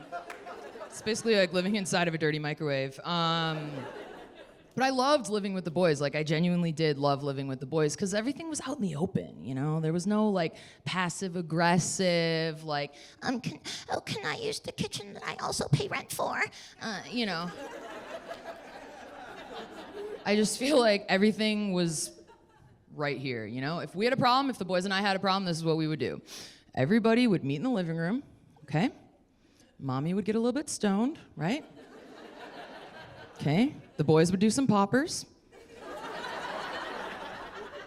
And then we would just wrestle, you know? I'd be like, I'm gonna kill you, Colin! I will end your life, Miles! It was a happy home. That's the point I'm trying to get across. Everything changed for me. Everything changed. Like, even my sneeze changed. Like, I started doing one of those scream sneezes. You know those scream sneezes that, like, dads do when they haven't gotten attention in 20 years? Right? There's like, ah! What the hell? They're not even sneezing, they're just barking at that point. Ah! Okay. Why is everyone's dad right now just in the basement at home, just like, ah! I think what it is, I think that's your dad trying to process every emotion he's had in the last 30 years. I'm pretty sure that's what it is. I don't blame him. It takes me a long time to process things too, you know? But my mom is really cool. I love her. I look just like my dad, which is a bummer because my mom's nickname in high school was Titties and Hair. That is 100% true. I feel like I felt closer to her plight during the pandemic because I didn't wear a bra for like 3 months and then put one on to go somewhere. Oh my God, I can't believe we do that to ourselves all the time. Like, if you don't wear a bra for a while and then wear one, it hurts. I had bruises consistent with a minor car accident. I can't believe we wear those. I'm not trying to be dramatic, but I'm pretty sure that's what polio braces felt like. They're the worst. What are we doing? And my boobs aren't even that big, so I feel like insane for my mom. Like, I don't know if you guys know what it's like when someone has big boobs that like is in your life, they become a part of your life. Like, you now are also concerned for big boobs. Like shopping for bras when you have big boobs is intense. Like, my mom shops for bras the way Peggy on King of the Hill shops for shoes. Does that resonate with anybody? Like, we would see a commercial on TV for the Bally Outlet, which is where all the big bras used to live. And my mom would just be like, Trina, that's a sale at the outlet. And that's all she had to say. It's like, wear comfortable shoes and bring a snack. It's fucking on. Like, we are getting big bras today. You think I haven't army crawled on the floor to the back for a triple D? Don't fuck with me. Like, this isn't a game. Cutting bra straps like I'm in the fucking Amazon. Like, but she... Because she got a breast reduction like years ago, and we picked her up from the surgery, and she was kind of loopy still. And so from the front seat, she went, Trina, I'm a C now. I haven't been a C since the 3rd grade. Do you have any idea what kind of life this woman has led? That's insane. 3rd grade, that's 9 years old. Just battling with long division and this. Can you imagine being a 3rd grader with boobs that big at the height of Double Dutch?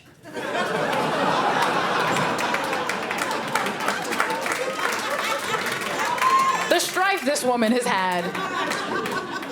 Just burdened by her body, knowing everyone's holding the rope for the wrong reasons. Like. And then I went into the pandemic single. Oh, Lord, I didn't get to mess around and build my roster. Being single in a pandemic is terrible because after about month number 4, honey, I'm on Facebook looking at dudes I ain't talked to in 20 years. Talking about how your marriage working out, you know. You still like that bitch? Let me know. Because I'm going to tell you something. I never thought in a million years that I would be single at my age. You know, I was married, you know, and I love being married. I just hated who the fuck I was married to. You know, I think some of y'all can relate. You know what I'm saying? You know what I'm saying? It was like I was with this person, and I loved him, but he just wouldn't act right. He had this condition I couldn't deal with called nigga won't work. I can deal with a lot of shit, but you ain't bringing no check in this house? Honey, please, honey, let me tell you something. You know how good your PP got to be? I better be going to my job every day in a wheelchair, understand me. But they be cracking me up, though, you know what I'm saying? Because these dudes really think that that's the bomb, you know, just having to make them a man. I'm like, no, baby, that don't make you no man. You know what I'm saying? My daddy a real man. My daddy worked his ass off for 52 years, honey. He lost his job one time. And you think he let my mama take care of him? Hell no, he never gave that bitch that kind of power.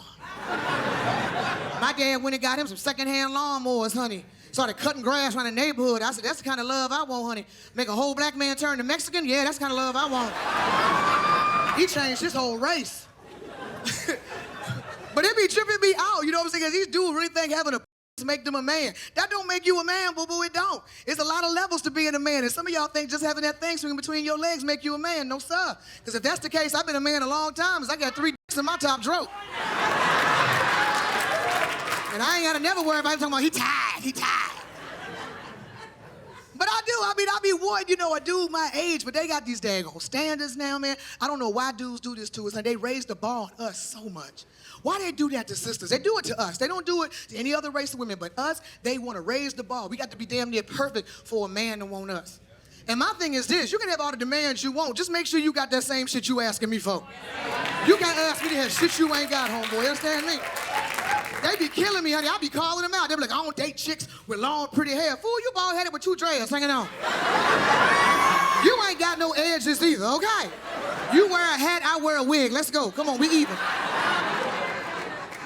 I only date chicks with light eyes and green eyes. Fool, you cockeyed. We ain't gonna never see eye to eye. I ain't gonna never see your point. We always gonna be arguing. Who the bitch you keep looking at behind me? I only date chicks with good credit. Fool, they turned your ass down your cricket, okay? I only date chicks with pretty toes and pretty feet. Every time you take your shoes off, small animals die in a 5-mile radius. Oh, equal talent, 12 years a slave, walking to Bernie Sanders' ass, crushed ass, coal miner ass daughter, running for your freedom ass, f***ed up feet, cause your mama, oh, crunched up toes, cause your mama ain't buy the right size shoes when you was little. Oh, monkey paw having ass. Every time you go barefoot, you pick up spare change and lint. I'm a non-conformist when it comes to stop signs. I go with my gut. I'm an emotional driver. I just go, I'm a terrible driver is what I'm saying. Yeah, I don't ever drink and drive, but what I do is way more dangerous. I cry and drive. Just.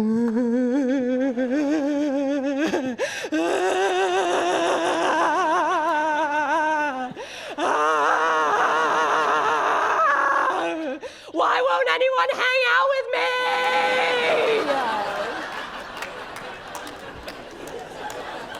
Like, I will just rear end someone so they have to give me their number. Now you gotta give me your info, Shelly. I'll call you. Call her the next day. Hey, Shelly. It's Leah from The Wreck. Oh, no, I don't have insurance. Just wondered if you needed a lift somewhere. I'll show you the real meaning of ride or die. My husband and I just bought a Subaru together. Thank you. I think it makes us officially middle-aged lesbians.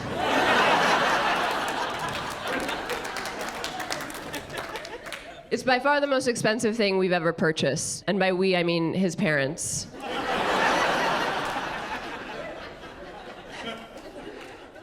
And the first week we had it, I drove it into the wall of a Trader Joe's parking garage. Just fearless flyered my way into that thing. Just $2 chucked the whole front bumper. Cost us a lot of unexpected cheddar. And I was so upset when it happened, I called him hysterical. And he was really sweet about it. He was like, "It's okay, it's just a car. I'm just glad you're okay." And I was like, "I'm not okay. They didn't have frozen Mandarin chicken."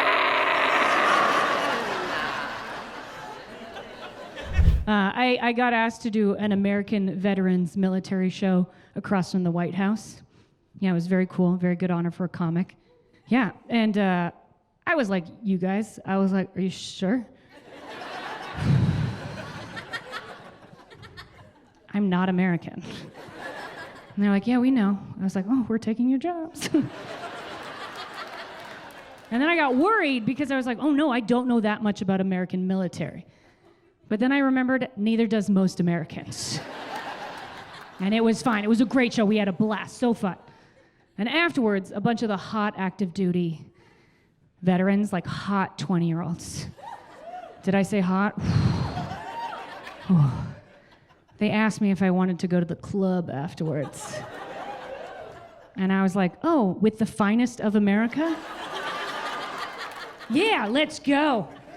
And we went, it was great. They took me to a great spot. It was playing late 90s music. That's my jam. I was like, yeah, so excited. And we opened the door, onto the dance floor. No one is dancing. No one. All these bitches are on their phone just taking selfies of themselves to be like, "Look, I'm at the club." But they're not clubbing. Do you know what I mean? I got so mad. I walked past a chick, she was on her iPhone watching a TikTok video of someone fucking dancing. I would have slapped that phone out of her face and be like, "This is dancing, that's not dancing." But then I had to remind myself, if this is where she's getting her information from, she probably doesn't know she's supposed to dance at a club. She probably thinks she's supposed to be dancing at the mall, or on escalators, or anywhere someone's trying to get to work. And then I got sad. Because I was like, there's a whole generation of kids who have no idea what it's like to go clubbing. Yeah, like they don't know what it's like to just dance any way you want. Not this f***ing paint by numbers bullshit. They don't know. They don't know what it's like to be grinding with your girls in your little semicircle that we do, right? And then some sweaty guy comes over to you, and you're in your circle, and you feel his pogo stick, and you're just like, "No, thank you." And then you and your girls do that rotation to get away from him. Yeah. They don't know. They're not getting roofied on escalators. They're never gonna know what it's like to go home with a stranger, where all you know about him is that you both like the Backstreet Boys, and that you were his one chance at proving he's not gay. But that is not how gay works. It's not how gay works. Was reading this article about climate change, and they say the polar bear is going to be extinct by the end of this century. Yeah, it's very sad. I think our descendants are going to hate us, all right? They're going to be watching nature shows. They're going to see polar bears. They're going to look back on us and go, "Why didn't they save them?" So what I think we need to do immediately is burn all footage of polar bears.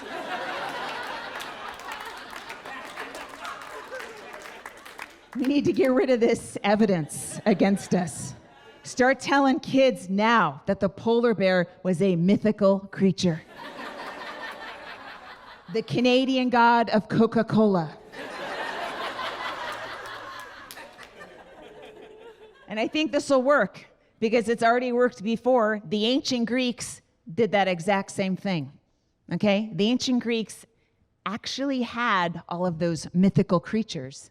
They hunted them to death, and they realized, oh shit, we carved this stuff into our pottery. People are going to see this and go, how come we don't have minotaurs? Right? So they invented mythology to cover their asses. It's an alibi, not a religion.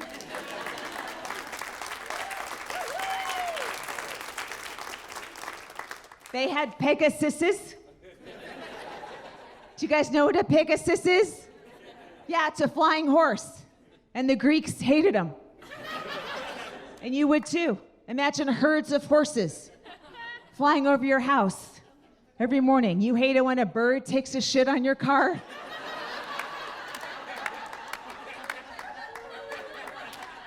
Now imagine horses shitting directly in your chariot. You don't even have windshield technology to block it. They had three-headed dogs, Cerberuses. I think that's how you say it. Harry Potter fans can correct me. I would love it if we had three-headed dogs. Of course, the owners of three-headed dogs would be annoying, right? They'd be like, she's a rescue.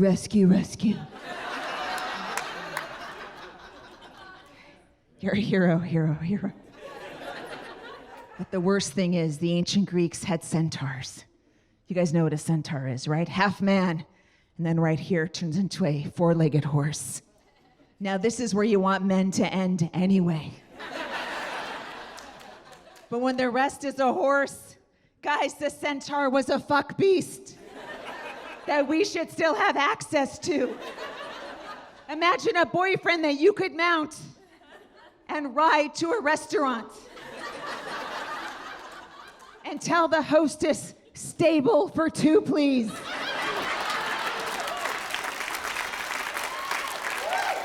I am super happy for my friend, though, getting married. I am. They're like super in love, super cool. Also, the guy she's marrying is super rich. Yeah, that rocks.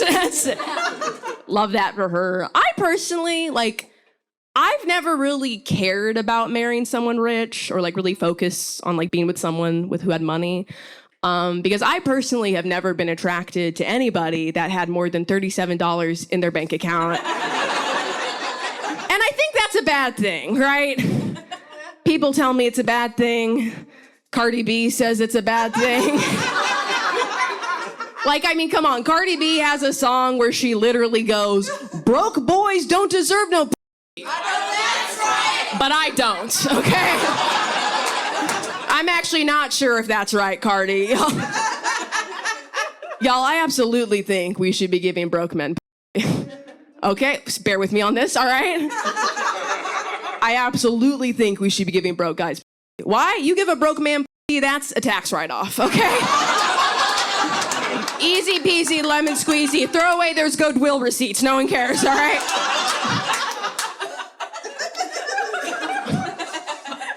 Also, it is true, though. Broke men are, way more romantic than guys with money. They really are. A broke guy, he's gonna box wine and dine you, you know? He's gonna go ahead, he's gonna bring you the breakfast in bed. And yeah, he doesn't own a dining room table. Shut up, that's besides the point. I'm kidding, obviously, all right? Broke guys have dining room tables. That's just where they hold all of their mail. They're not gonna open it, it's bills, all right? Also, I like dating broke men because I like poems. Oh, do we not know about this life hack, y'all? Broke men love writing you poems. My boyfriend writes me a poem every single time rent is due. It is... Craig, you think Elon Musk knows what a haiku is? Absolutely not. It's cool, though, too, because then, when they do get you a real gift, literally that one time, it's it's seriously so much more special. My boyfriend, he got me this necklace, and anytime I touch it or I look at it, I just think about his cute little smile. Because he chose to buy this instead of getting Invisalign, and it was his last $200, right? What are you gonna do? Also, I've researched this. Okay, I stand by this. Broke men eat the best and they eat the most because they are starving. Oh my. Y'all, we need to feed these men, okay? They cannot get enough of that stuff. A broke guy, he would flavor his instant ramen with a packet of if he could.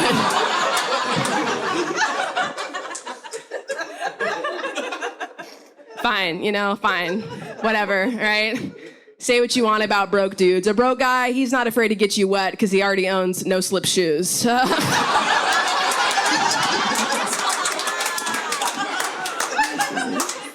His favorite position isn't 69, it's Section 8. Marriages don't last. 52% of marriages end in divorce. And they say it's because of infidelity or finances. But I think most people get a divorce because the husband doesn't believe the wife when she tells him that their house is haunted.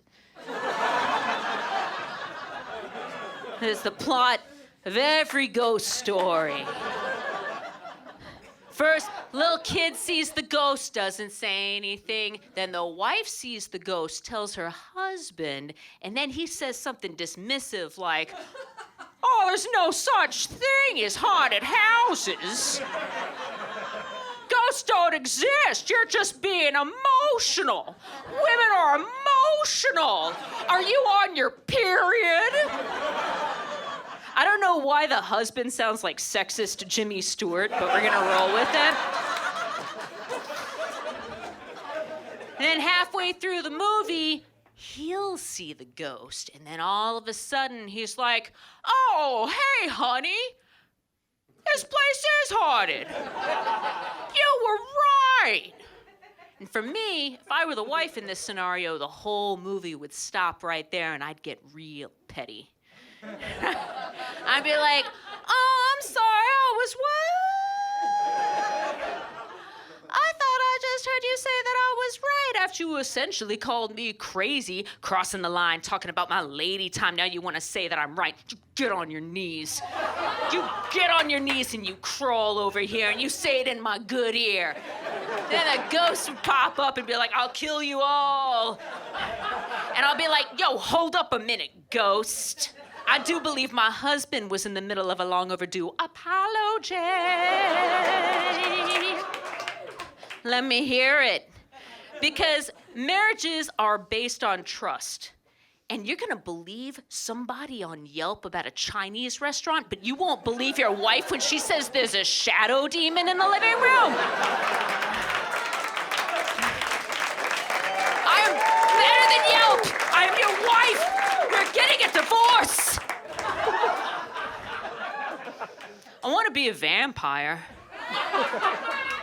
Sounds like a pretty good deal to me. You never get any older, never age, never die. Fantastic, sign me up. But I would appreciate a 6-month heads up.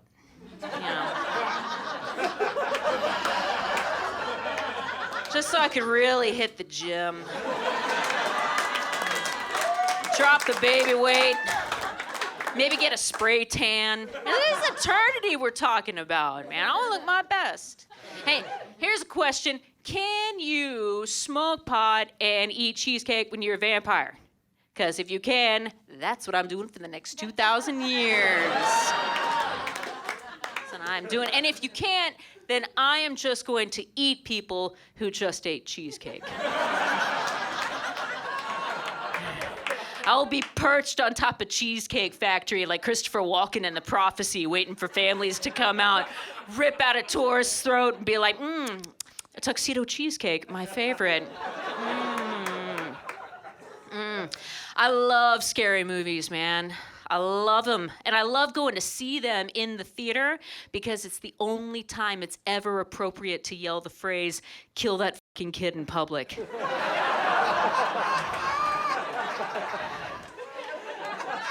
Because you can yell it during The Exorcist, but you can't yell it at Albertsons. They will ask you to leave, and you will not get your groceries. It's not fair. A friend of mine said that I shouldn't reference The Exorcist in that joke because, it's just so long ago, and I don't think people are gonna get the reference. For me, it's just a little before my time.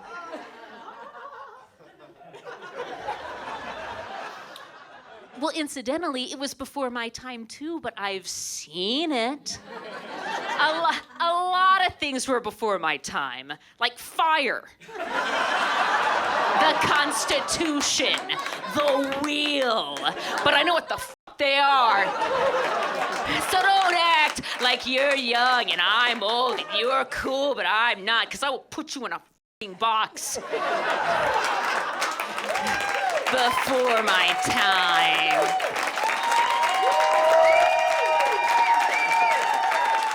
I love being a bridesmaid. Like I said, I've done it a lot of times. Clap if you've been in a bachelorette party before, or if you've been a bridesmaid. You don't have to be a bridesmaid to be in a bachelorette party. There's a lot of people who've been in bachelorette parties. And here, after doing so many, here's what I've learned, is every bachelorette party can pretty much be described as the cast of Forrest Gump. That hit one lady real hard, all right? Here's the thing. Every bachelorette party can be described as the cast of Forrest Gump. This sounds like a stretch, but it is not, I can assure you, all right? Because there is somebody in the group that plays every role, like in Forrest Gump. For instance, you get the Forrest, all right? And you don't know which Forrest you're gonna get. You get a Forrest, and it's not the cool one that like meets a president. No, you get the runner. Some point in the trip, you look around and you go, "Where's Amber?" And someone goes, "Last time we saw Amber, she was a running." I don't know where the hell she's been. She's been gone forever. She comes back with a beard and a ping pong trophy. Every group's got the Lieutenant Dan. That's the bitch who can't hold her liquor, She's drank too much, and all of a sudden, she ain't got no legs.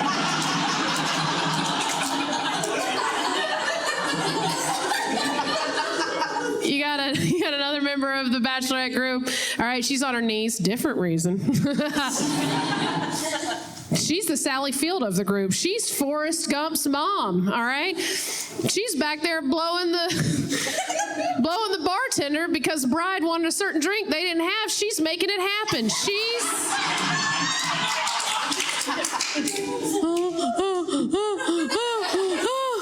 She's getting her what she wants, all right? That's what she's doing. There's Forrest Gump's dad. That's the bridesmaid that didn't show up.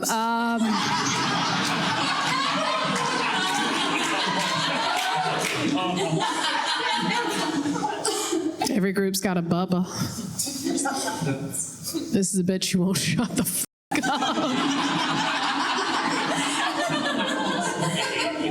This is the girl in the group that you cannot ask to go to the bar to order everybody a drink, right? Because 30 minutes will go by. Everybody will be sober. We're all waiting for a drink. You go up there to catch her at the bar, and she's just like, "Well, that's why vodka's kind of the shrimp of the bar." Because you can do anything with it, You have vodka soda, vodka tonic, and vodka cosmopolitan. I mean, you could even eat it. You get vodka shrimp, vodka salad, vodka sauce. And you're like, God damn it, why did we bring her on this f***ing trip? You won't get anything out of her. And then, of course, every group's got the Jenny. Or the Janae, if you will. All right, if you're a true Forrest Gump fan, it's the Janae. Janae's fun. Janae is a lot of fun, but she's tragic. She's the tragic character. She's a good time, because at some point, you don't see her. You look up, she's naked on stage with a guitar. Much like Drunk Lace, you're like, we don't know where she got the guitar. We don't know where she keeps it. We don't know where she got the AIDS, but she's got it. And it's not great, but it's the story, okay? I didn't write the film, okay? end up all bad for Janae, you know, because she does marry rich. Yeah, she does leave the group to raise her kid after she dies, which that sucks. But hey, at least she got to be naked on stage with them good Pringles titties for everybody to see. Now listen, I see a lot of young millennials in here, and I love you, and I'm gonna talk to you, because I love what you're gonna do. You guys are gonna change things, because you have hope. We don't have hope. But we can write in cursive.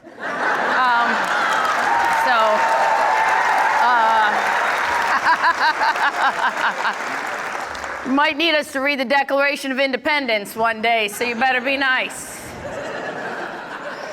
Part of me coming back here is when no one believed in us. We weren't allowed to have hopes and dreams. Children were supposed to be, now listen to this, what? Seen and not heard. You see how all the old people said that? Because we've been dying to say something in public since the 80s. Seen and not heard. That meant as long as you were present, you were a good kid. Like a mute child was the perfect child for our parents back then. We weren't allowed to have, we weren't friends with our parents. Millennials, you're friends with your parents. Look, I see some of you here tonight with your parents. Well, I don't even know my mother's first name. I asked her once, she was like, none of your business. That's what it is. Because millennials, God bless you, you're just not tough. I love you, but I could take your whole generation out with a jar of peanuts. All right? Because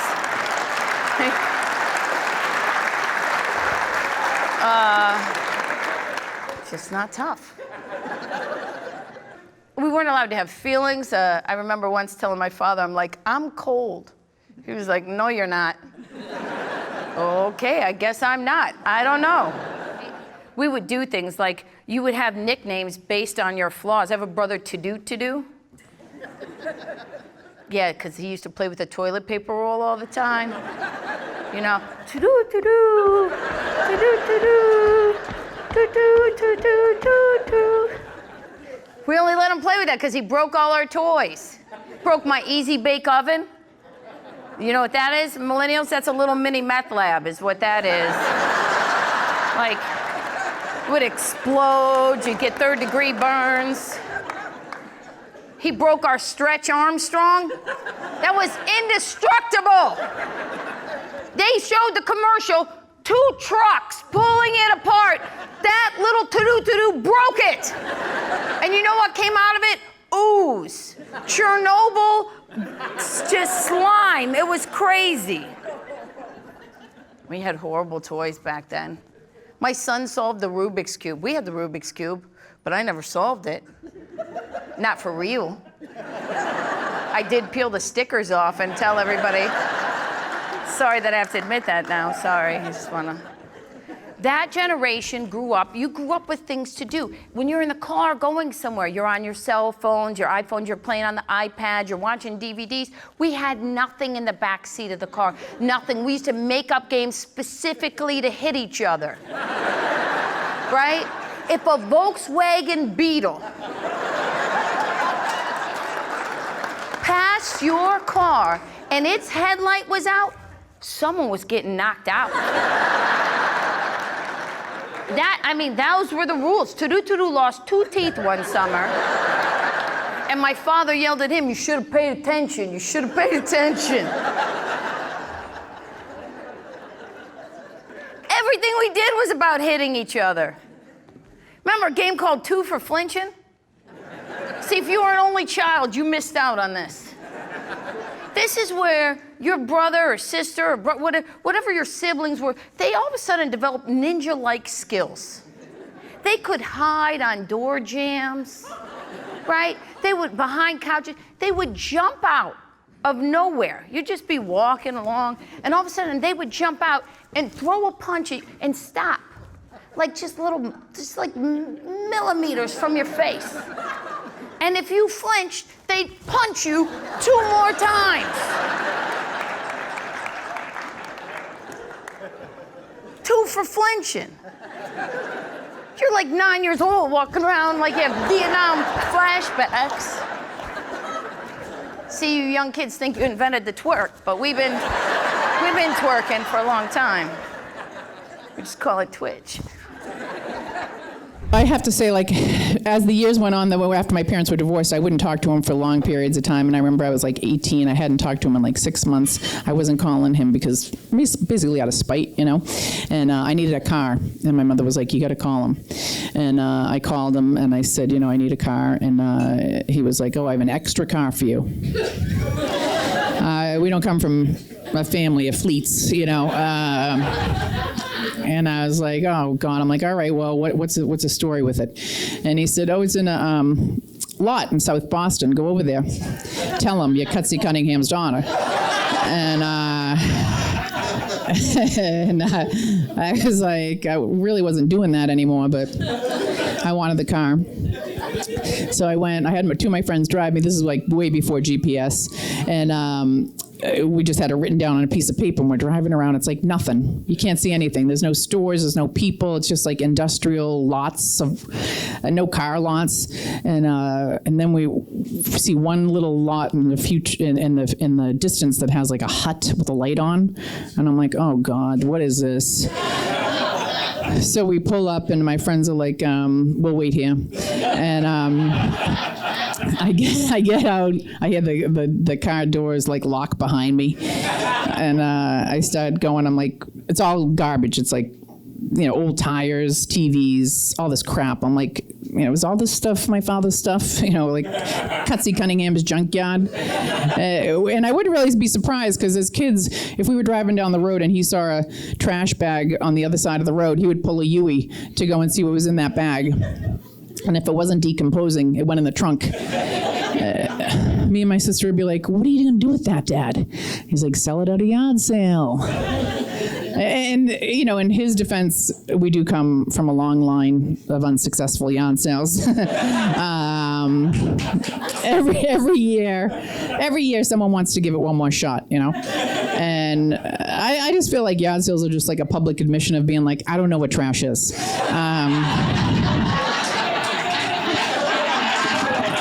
Let me pull all this stuff on the front lawn. Let the general public decide. It's like, oh no, that's not garbage. That has a price tag on it. Yeah. 3 hours from now, when I pull it 4 feet that way, then it'll be trash. Right now, it's my inventory. But if you don't go to yard sales, you know, they have lingo in the yard sale world. One of the terms is called an early bird. Thank you. And basically it'll say on the thing, yard sale 10 to noon, no early birds. And they don't want people showing up cherry picking the good stuff at 9 a.m. You know, but my mother is an early bird, and she doesn't care what they say on the flyer. So we'll go to the yard sale, and she'll send me up, you know, to try to see what's going on. I'm like peeking in the windows. It looks like a bunch of junk, Ma. And then I get back to the car only to find out we're at the wrong address, and pull off in a puff of smoke. Anyway, so here I am. I'm in this like junkyard trying to retrieve a present from my father, and I go up to the booth and I tell him I'm Cutsy Cunningham's daughter, and he's like, oh, it's the only car in the lot. Straight to the back, you'll see it. So I'm walking back there. I don't see anything. Nothing that looks like a car. It's just all junk. I'm like, I don't know what the fuck is going on around here.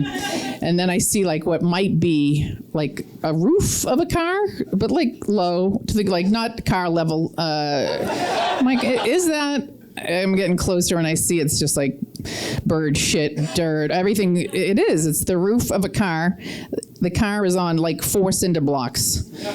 I'm like, my father gave me a car with no wheels. I love and adore myself. This too shall pass. But I was like embarrassed, you know. And I went back to my friends and I was like, oh, I think it needs a tune-up. I'll pick it up next week. And I went home and I called my father and I was like, the car has no wheels. And he was like, well, I guess you better put some wheels on it then. I'm like, oh, the bad connections just keep getting worse. So when I was 22, I already had a pretty good job in the tech industry. The next thing I was in search of was a boyfriend. A little bit on my sexual history up until that point. Like many women of my generation, Sex first came into my consciousness in the year 1998. America had fallen in love with a young brunette by the name of Monica Lewinsky. She was my introduction to sex, and she was a good one. I recently saw a headline. It was a photo of Bill and Monica together, and it said, "Report, Lewinsky scandal took Clinton's eye off bin Laden."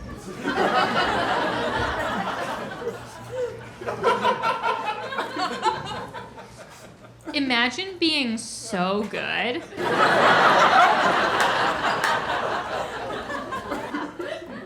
at giving head that you get blamed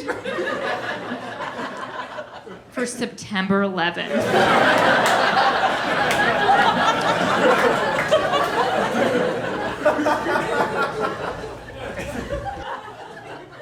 She's an icon. An icon. I was really fascinated by her. I was 7 years old. I held up a newspaper with Monica's face on the cover, and I asked my dad why she was in the paper. He pulled the paper away from me and said, "That's not for you." 10 years later, I gave my first job, and all I could think was, Dad was right.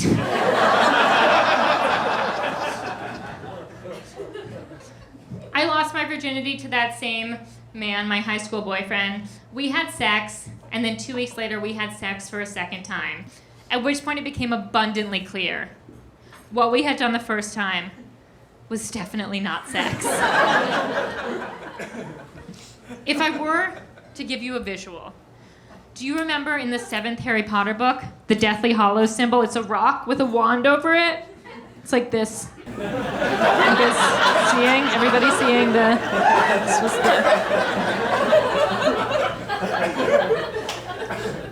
That's the only Harry Potter reference we're gonna have tonight, but...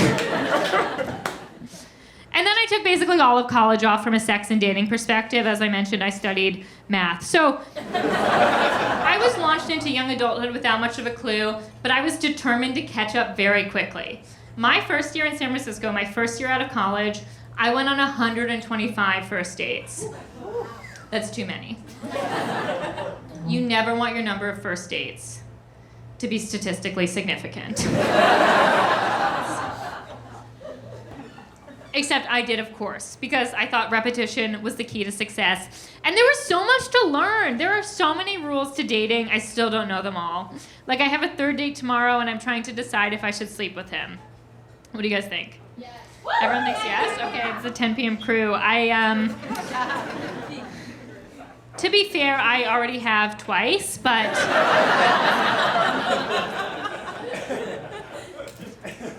specifically curious about the third time.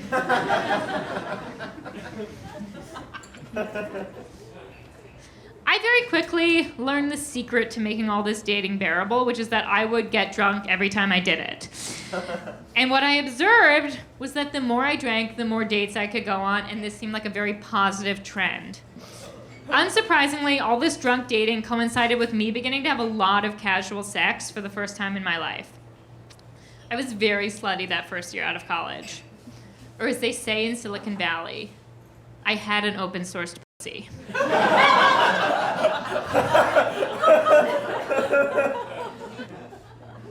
It's like crypto. Everyone got in, whether or not they admit it now. It was fun though, it was experimental. I was trying new things, I was down to learn. Like, I went through a period of having an enormous amount of phone sex. I had to quit though because the new iPhones didn't fit.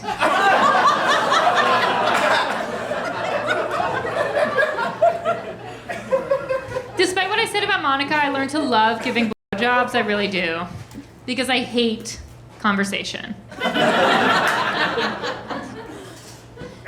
At least men are nice enough to not try to talk to me while they got their junk in my mouth. Cannot say the same thing about going to the dentist. Oh my God. Anytime I'm at the dentist and his dick is in my mouth.